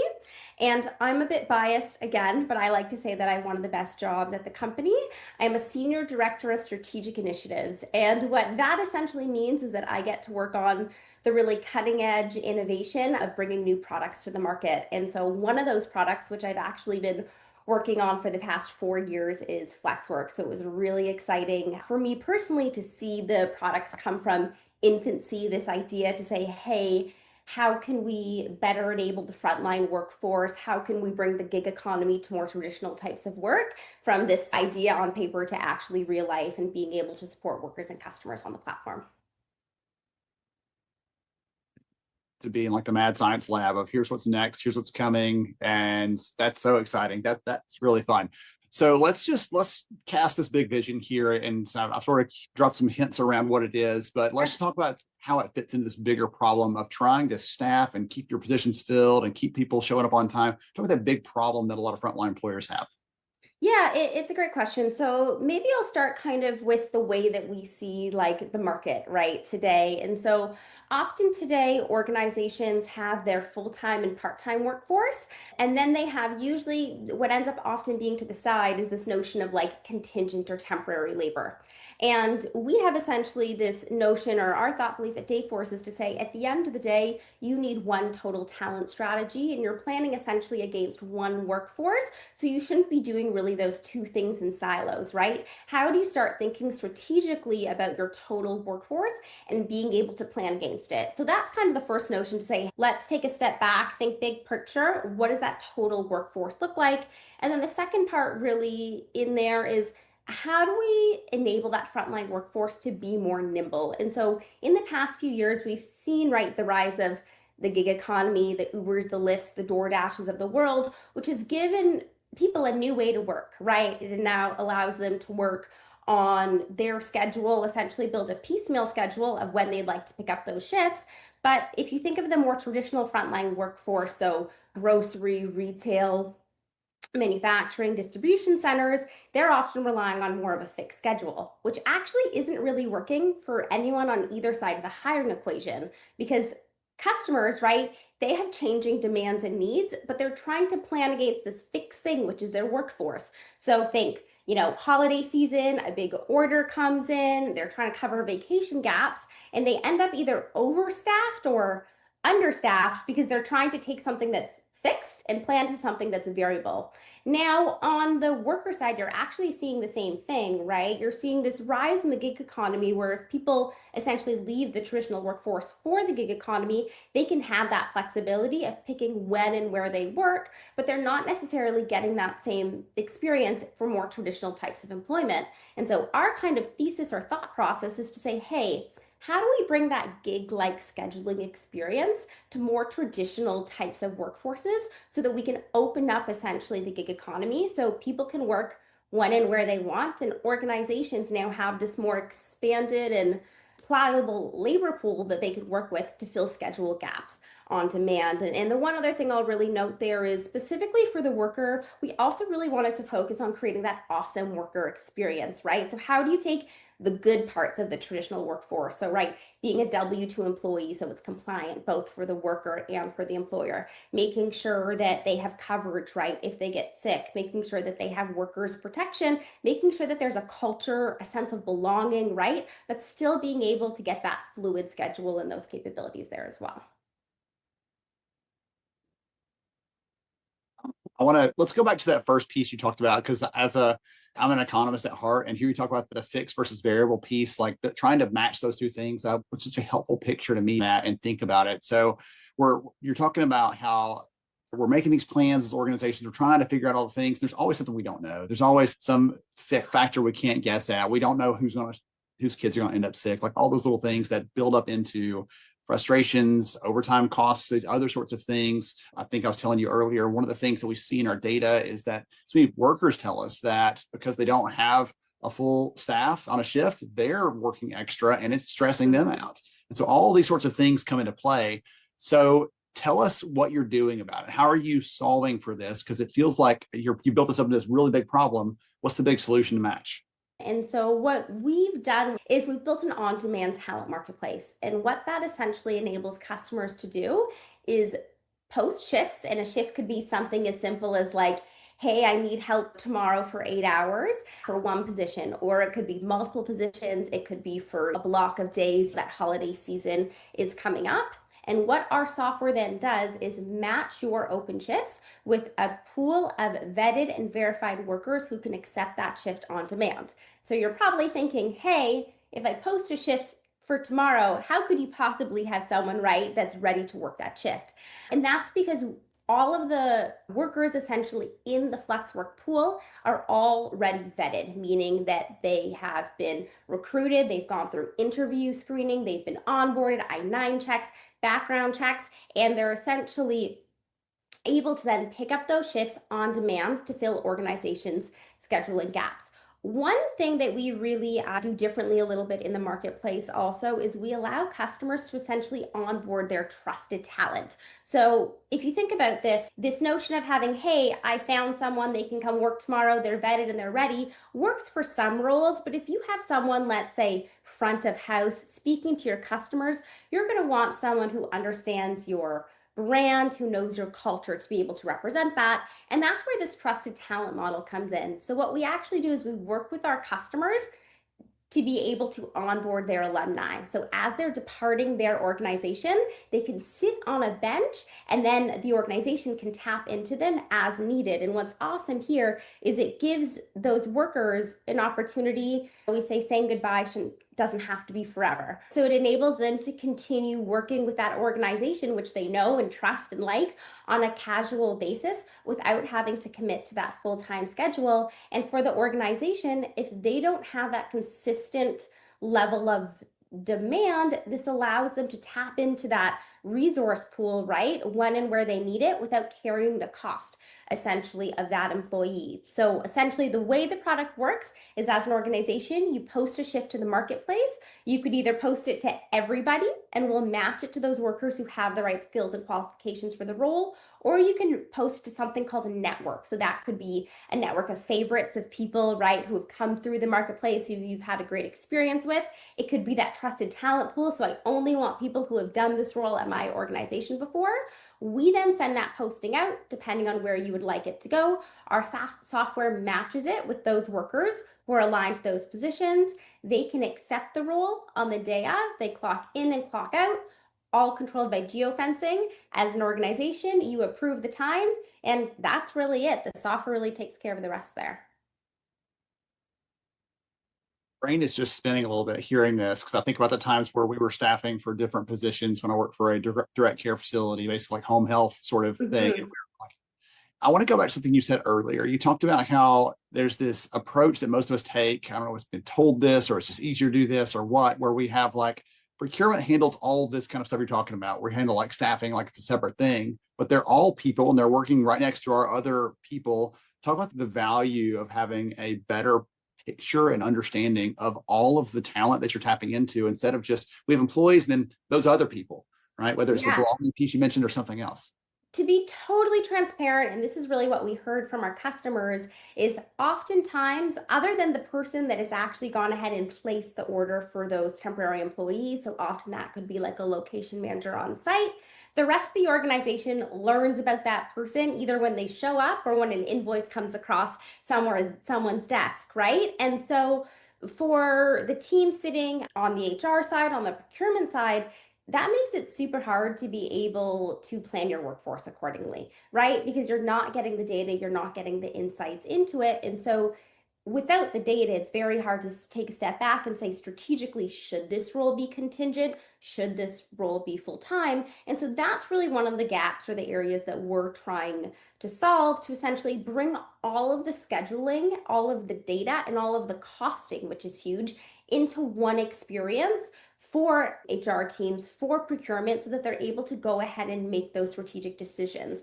Because to your point, whether it's someone contingent, whether it's someone full time, talent at the end of the day is often our absolute biggest advantage and resource as an organization. But also, it's often one of the largest cost lines of our businesses as well. And it can be very difficult to manage that when you don't have the visibility. So with Dayforce and Dayforce Flex Work, we're giving organizations one tool to centralize your schedule, and one tool to centralize the costing of all your labor and drive that visibility, so you can make those decisions of, hey, it makes sense for Ben to work overtime here versus bring Leah in through the marketplace for a contingent assignment. Absolutely have it. I'll just pass that one right back to you and let you take it over. Okay. So let's talk about the outcomes. Let's start with the company side, because we touched on a little bit there, like on the worker side. I think there's a sense of belonging, connection. You're not just another body here, but we're welcoming you. We want you here. We plan for you. Those sort of things I think do matter. But talk about the employer side too. Like, this makes it more predictable, you said. Talk about that a bit. So for the organization, it's essentially giving them this bench of talent so that they can tap into on a casual basis. And through the way that it's set up in the software, one, we go back to data visibility, right? You are able to see who is coming, when they're showing up, what it's going to cost, and you're able to centralize that across your organization. So even if you have locations coast to coast in the country, HR, the procurement team, can see all of that right in one system and be able to report on it. The next one really there for that organization side is I go back to the trusted talent, right? This is an opportunity for you to be able to tap into a talent pool of people who already know your organization and are trained. So if you think specifically for shorter assignments, right, time to productivity is going to be way shorter because that person knows what they're doing. A great example of this is one of our customers who's a grocer had a group of employees that wanted to retire, but they still wanted to be able to casually pick up shifts. So one of them actually is a cake decorator, right, and loves the platform to come in and pick up those shifts. Because if you think about it, a cake decorator is a little bit of a specialized role. Like, personally, I don't think you would want me decorating your cakes, because that's not, it wouldn't look so good there. But this is awesome for the organization because that person can still work when it works for them, and they're able to retain that talent in a different way. So those are kind of really the main benefits there. The other one I would really mention is organizations are able to tap into kind of an untapped talent pool before, right? Like, specifically for the frontline workforce, we know that it still can be quite competitive to get talent in the door and retain them. And so with this kind of model at work, you're able to tap into those employees who previously would not have considered this type of role because they want that flexibility. So you're able to tap into a more gig economy type of worker. To answer your question on the worker side, really, I would say the main benefit that we're seeing and what we're hearing from the workforce is that flexibility, the flexibility over when and where they work. Our employees do like that they are treated again as W-2 employees. So this helps make sure that their taxes are taken off correctly, right? Unlike a 1099, they're not going to get a heavy tax bill. At the end of the day, they have workers' protection through workers' comp insurance as well. And they're also able to essentially have versatility and try different things, right? Through the marketplace, they can pick up jobs at different organizations as well. And lastly, we use Dayforce Wallet for our FlexWork employees, which means that they get on-demand pay. So as soon as they click checkout of their shift and they clock out, they're able to get a real payday of all of their earned wages. It's not an advanced, it's not an estimation. So that's also pretty cool as well, that you work and then you get paid at the end of your shift. That is really interesting. I was thinking about the W-2 piece. You mentioned that earlier. The tax piece immediately in my head went to the taxes, and anyone who's ever worked 1099 knows that's a pain at the end of the year to realize, oh gosh, I should have been setting this all aside, and no one tells you that when you start. I did not realize the Dayforce wallet piece is connected in there too. So they don't have to wait 3 weeks to get paid out or have to invoice someone or all the other sort of weird stuff that might come up if they're working in that situation. It's right there when and where they want it. When you said the flexibility on when and where they work, I smiled really big because one of the things in the data that we see in the research, when we ask frontline workers, what does flexibility mean to you? They tell us when I work, they tell us how I work, or some of the sorts of things you were keying in there, even how I grow. And you said they can try something new they never tried before. Maybe I don't want to do this job for forever, or I don't want to sign up for a full-time job, but I want to try this shift out. And like, oh, wow, cake decorating was not for me. We learned that quickly, right? Or we learned that actually I have a really great talent for this. I want to do more of that. And it lets them sample those things at the same time. I think those sorts of examples there tie in deeply with the research and backup that you have really keyed in on something that matters greatly to the worker individually, but also to the companies with all the other staffing challenges they have, just trying to make sure that they're planning and keeping those seats filled, all those sorts of things.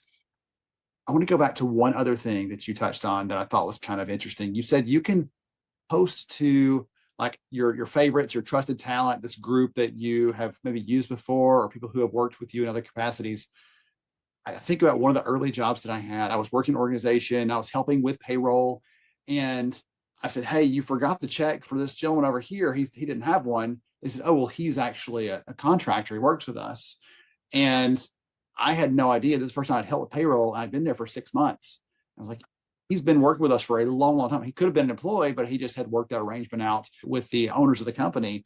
But to me, he was a part of that trusted talent. So who said that? That's what I pictured, was someone who's worked with the company before or has a connection there. And I just wanted to reiterate that for anyone out there. You talk about the retiree example. That's one of the things we see in the data is companies are worried about their knowledge leaving when people leave. 2 out of 3 leaders are worried about that. And as you said, this is an example of how maybe they don't want to work full time anymore, but they want to be able to pick up a shift here and there, decorating a cake or doing something else to stay plugged in and serving others. I think those are some good examples of how we can rethink this talent piece. Instead of having to have a separate program or plan, it all fits under this bigger umbrella for flex work. Yeah, and I'll add 2 other good examples there. One, it's very timely with the schools out right now is students, right? You bring people in, they do an awesome job working for you in the summer, but then of course the priority is going back to school. And so this is a great way where on their days off or based on their school schedule, they can actually come in and work shifts. So you're still able to kind of keep that knowledge throughout the school year, maybe until they return to you again next summer. The other great kind of use case that we're really seeing in our client base is around seasonal hires, right? If you think retail organizations who really staff up around that holiday season, you go to all this work to recruit and train people for them to come in for a few weeks and then they leave. And I go back to, hey, your demand may not be that sky high through the spring season, but you may have those peaks and valleys. So this lets you just put them on that bench, right? Reach out to them when you have that opportunity. It's super easy. You're not sending out mass emails. It's one click essentially in the app, and then you can bring in that trained talent again on a really casual basis. And again, for them, that's giving them the opportunity to come back and work for an organization that they know and trust. So if someone's curious, wants to hear more about what the team's doing there, how you're doing this, how you're making it possible, and want to explore that, what's the best place for them to go to learn more? Yeah, I'll do a little plug here. A few ways, drop your name in the chat. I'd love to chat about anything flex work, Dayforce, human capital management related. So feel free to put your name in the chat. You can also reach me directly by email. My email is leah, leah.small, small@dayforce.com. So would love to kind of chat with you and continue the conversation. Thank you so much for having us, Ben, today. This has been a lot of fun. For sure. And I'm thinking anyone out there who's good at cake decorating, either Leah or I will take those tips as well. So whatever you've got to share, we'll take it because apparently that's neither one of our expertise. So Leah, thank you again for try the cake though. I can, you know what? We will sample to our heart's content for sure. But as far as making it, we're going to have to depend on someone else out there that's got that skill. So thank you again, Leah, for joining me, for the Dayforce team, for supporting the event today, and for the good work you're doing to connect the dots on frontline employers struggling with finding and keeping the right people, and with workers who are looking for some flexibility in their day-to-day. Thank you. Thank you. Did every time. Back on stage. There we go. Goodness. Sorry. StreamYard's hanging up on us. So thanks, Leah, for joining us. I saw you there in the chat. So thanks for hanging out with us, for sharing some of the good stuff that you and the Dayforce team are doing there to create some flexible talent pools. Again, it's one of those things. It's almost like mad science, a term I used for her, George, on some of that, to say what's even possible. So, all right, we are looking at the time. We are like a little behind. You and I had too much fun chatting earlier, I think was what it was. We got excited about comments and stuff. So I'm going to jump in. I'm going to share some of the research real quick. I've pared it down so that we're going to cover just some of the essential stuff. And I'll actually make sure we incorporate a couple more of the slides and charts and things when we get this out to you later on. We have a report that's actually coming out very soon with the Fountain team to cover a lot of the things in the data.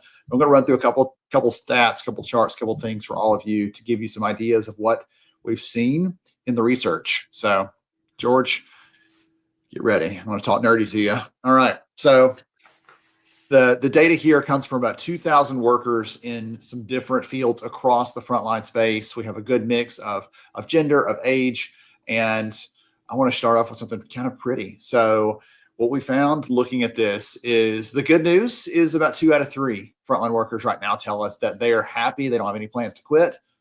But that does mean that if you line up any 3 of your frontline people right in front of you, one of those people is thinking, I'm not really sure I'm going to stick around here. So there's an opportunity there for us to do something about it. And we can also serve those that are happy, keep them plugged in. So when we talk about flexibility, that sort of came up in the conversation with Leah and the others today. The big things that stand out, we ask workers to define flexibility. What you see is the top 3 answers. Where I work is not on there, right? When I work is number 1.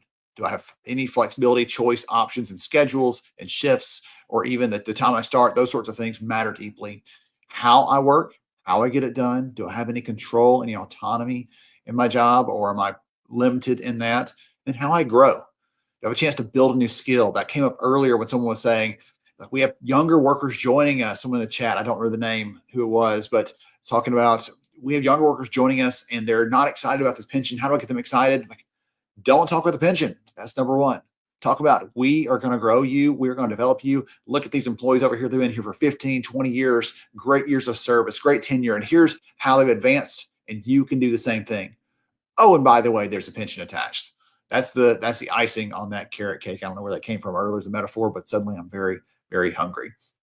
Okay, a couple more things, and I'm going to jump into some other data points for you. We look at this bottom right here. We look at some of the things around why frontline workers are planning to quit and what are the things that plug in there. And a big thing, we talked about communications earlier with Mickey, the importance of that. They're 50% less likely, if they're planning to quit, to say that their company's open, transparent, that they're sharing with them. They're saying the culture is this dysfunctional mess. And no, that is not made up. That is not paraphrased. I actually gave them the option to talk about the culture. It's supportive, it's functional, or it's a dysfunctional mess. And they were more likely to say that one if they're planning to leave. So the culture pieces definitely tie in.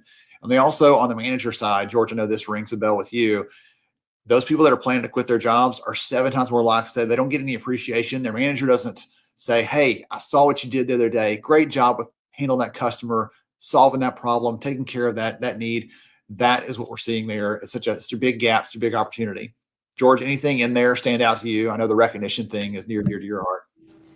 Yeah, obviously, for obvious reasons with recognition, that stands out a little bit. One of the things that you said earlier on, the flexibility, not where I work, but when I work and how I work.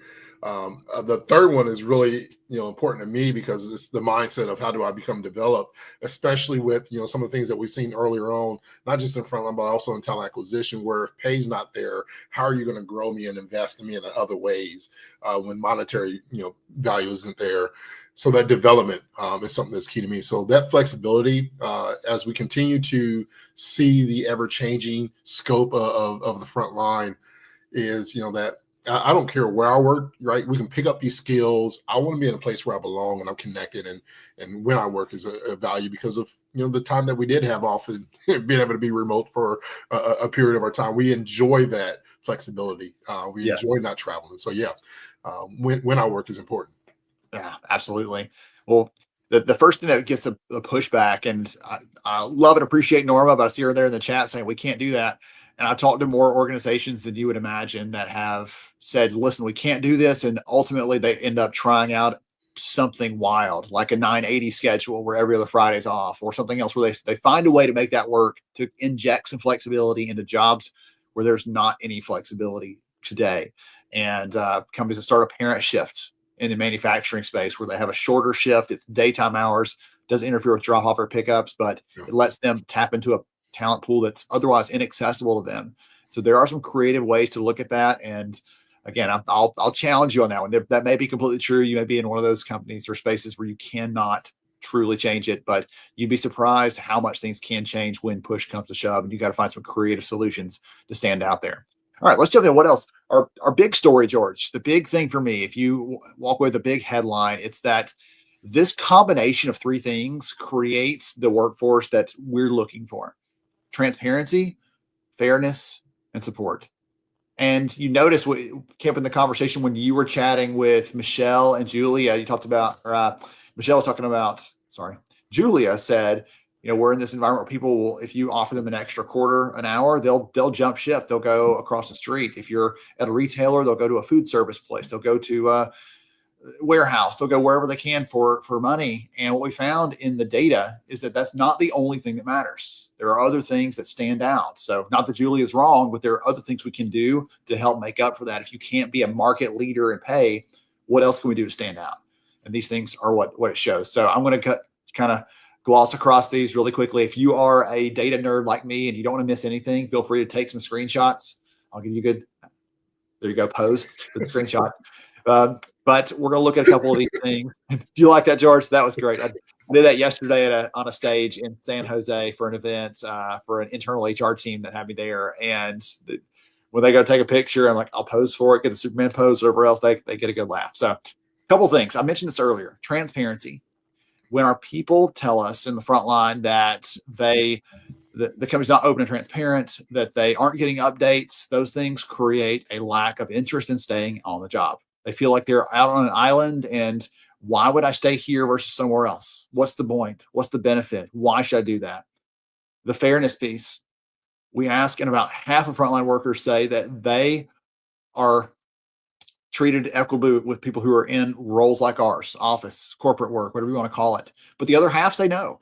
So 1 out of every 2 people that work for your organization in a frontline capacity say, I'm not treated fairly like you are in your job as an HR person, as a recruiting team, as a trainer, whatever you're doing in your role. For those of you I'm speaking to in the audience, they're saying that they don't feel that same level of support and fairness. And that is an opportunity for us to make that right. And then in terms of support, that manager component, how they're plugged in there, do they have the right tools to take care of their work? Do they have the things we've heard about today? Things like an intranet where I can get information. Several of you shared about how you're building that to keep people informed, which is tremendous. Do I have a way to work with my schedule, or is it written on a sheet and someone's got it scribbled out and adding their name? No, goodness. If they have the right tools, then they feel supported, and it creates these outcomes. So those people that have those things in place, here's what shows up. They start to feel like they belong, like they are accepted, respected, and appreciated at work, like they have the things that they care about. And when those people are high belonging, they want to lean in on the training you're offering, on the growth opportunities you have. They may be more interested in that pension, who knows, because they are excited about the other things that you're providing for them. And they're more likely to stick around as well. They don't just show up, but they're staying longer, they're performing better, and they're more productive overall. So that well-being piece, we think about well-being and a lot of the roles that we're in for frontline people. Maybe it's safety and health. We talk about it in that sort of context, but we see them telling us in the data, I'm not financially well, I'm not emotionally well, and we're missing a chance to really serve and support them. The other piece I want to touch on here is onboarding. So critical. It is a key moment that's either going to make or break that experience for them. And many of them are telling us in the data that if it's not great, then they're not even going to stick around long enough for you to try to make it up to them, or for the manager to try to make it up to them. We have to, from the very beginning, help them get up to speed, know what they need to know so they can get on the job and start being productive from day one, or as early as possible, as early as feasibly possible, because otherwise they're missing out. Now, I promised someone earlier I'd share this, so I don't want to miss the chance to do that. Really quickly, a stat here on the different age groups and generations in the workplace. So we see here that overall, the number one biggest priority is kind of a tie almost. The frustrations are a long drawn out process, like 6 steps for hiring someone who's going to make $50K a year is way too much. Don't do that. Or just ghosting. And for the youngest workers, it's the ghosting piece. George, I think you mentioned this earlier. If you ordered a pizza, you can watch it roll right up to your house on your phone. But then we go into the workplace and it's like, oh yeah, there's a poster up in there with all the details on it. And that's the only way we're communicating to people. And that's not good enough. Or in this case, you apply and you cross your fingers and you hope, but you don't get a chance to know what's happening, see what's coming ahead, and so on as a candidate. All right, I'm gonna flip ahead just a little bit because I have a couple more I want to share with you. All right, some action items for you, and then we'll get into a couple of our giveaways before we get out of here today. And again, I'm cutting short a little bit on the research, but I'm going to come back and I'll share some more of these things. I may shoot a short video with you, George, so we can actually talk over it instead of me just talking at everyone for this last bit today. So a couple action items from you based on what we've heard today. Pick some of the things that we've heard about from these speakers. Pick some of the ideas that came up in the conversation in the chat today. Go back and take a minute and scroll back through and see those, because there are some great ideas and suggestions there that can help you to create greater connection, a sense of fairness, and that support that your frontline people need so they can thrive and truly perform on the job. That's what we really need. Your managers, your leaders, the people in the business, we've got to enable them and bring them along the journey. They've got to help us with these things. We can't do it all ourselves. And so if we help them, listen, we're not in this for the glory or for the applause. Let's help them be the hero of the story, because ultimately that makes our job easier. It makes the things we're doing more valuable, and it gives us a better relationship and rapport with them that we can use for other things later on down the line. We'll cash in those chips at some point. And then the other thing I'll tell you here, the last one, is that we have to be willing to pilot, to test, to experiment. The things that we've heard about today, some people even in the chat, we talked about the importance of, we can't say we've always done it that way. The Pinto metaphor was like flowing through there. It was hilarious. We don't drive 1972 Pintos anymore. All right, that's the way it was at one time. It's not that way anymore. Probably a good thing.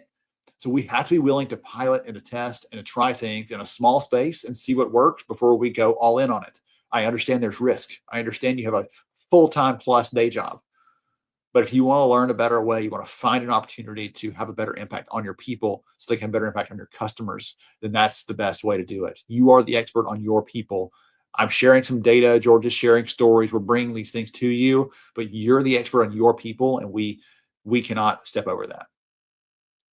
All right, one more, and I'm going to let you do the giveaways, George, since you got to pick some names out of the hat today. So if you want to see any of the research we do, the report for this on the front line is coming soon. As I mentioned, it'll have these data points and others, and you can find all that research at our website, lhra.io/access. You can get in our library. You can see all of the things we published over the last almost going on 10 years now, and some incredible findings in there, case studies, stories, examples, things that help you as you're thinking about how to do your work better and smarter. George? Uh-oh, and you muted yourself. I've been Eubanks myself. Yeah, oh, don't do that. Don't say that. Hey, we're giving away a wonderful book by the Ben Eubanks, Talent Scarcity book. These are lucky winners. So listen, if you see your name on the screen, Ben, let's go ahead and do the screenshot. There you go. Make sure that you email us at events@lhra.io. We will need your information, so address, so we can mail this to you, and name and those things. So get us all the details at that email, and we will be sending out books to these 10 lovely people. I will not go into saying everybody's name just for the sake of time. But yes, congratulations to all our winners. We appreciate y'all being in the chat, sharing some of your inputs, advice, great insights. I will say a couple of you won just because of acronyms. They really touched my heart. The road to George's heart is very short and full of letters. We'll just say that one. So there we go. Goodness. All right. For those of you who are hanging out for the credit information, I'm going to share that now. So you can get your SHRM code there, your HRCI code as well. And thank you again to our 3 sponsors for helping us today to make this event possible. We're so excited and grateful for them, for their support, for their excitement about bringing you their customer stories, their examples, things like that we've heard in the conversations today to help all of you be better at the work you're doing and serve your frontline workers. George, any closing thoughts as we wrap up today? It's obviously everything that we've heard on today: transparency, consistency, communicate, and get rid of the Pinto. Get rid of the Pinto. But no, that's, it's been incredible. One of the, obviously, my acronym of the day was the SHOE, mobility. I love that. I've seen that a lot in a lot of manufacturing companies that do adapt and do those things. So, if I was to revert back to that, I'll say safety, honesty, opportunities, and engagement. Those are some of the 4 ways to thrive in the front line. Excellent. Excellent. Good stuff. Thank you all again for joining us today, for sharing. We'll send out our email follow-up very shortly in the next few days or so with the team. Thank you for supporting us. Thank you for being here. And we look forward to seeing you next time. We're planning a fun event in August all around AI and some of the things happening there. Part of that's tied with the new book of mine that's coming out. And part of that is George pressuring me to say, we got to tell some more stories about AI and the human side and not let that get lost in the bigger, flashy headlines, everything else happening out there. So I'm going to take that challenge and try to make it a reality. So we hope to see you all there in August. Stay tuned for more good stuff coming about that one. Thank you so much for joining us today. We'll see you again next time.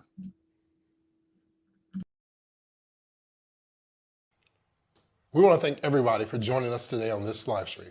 For more information, you can find our website at lhra.io.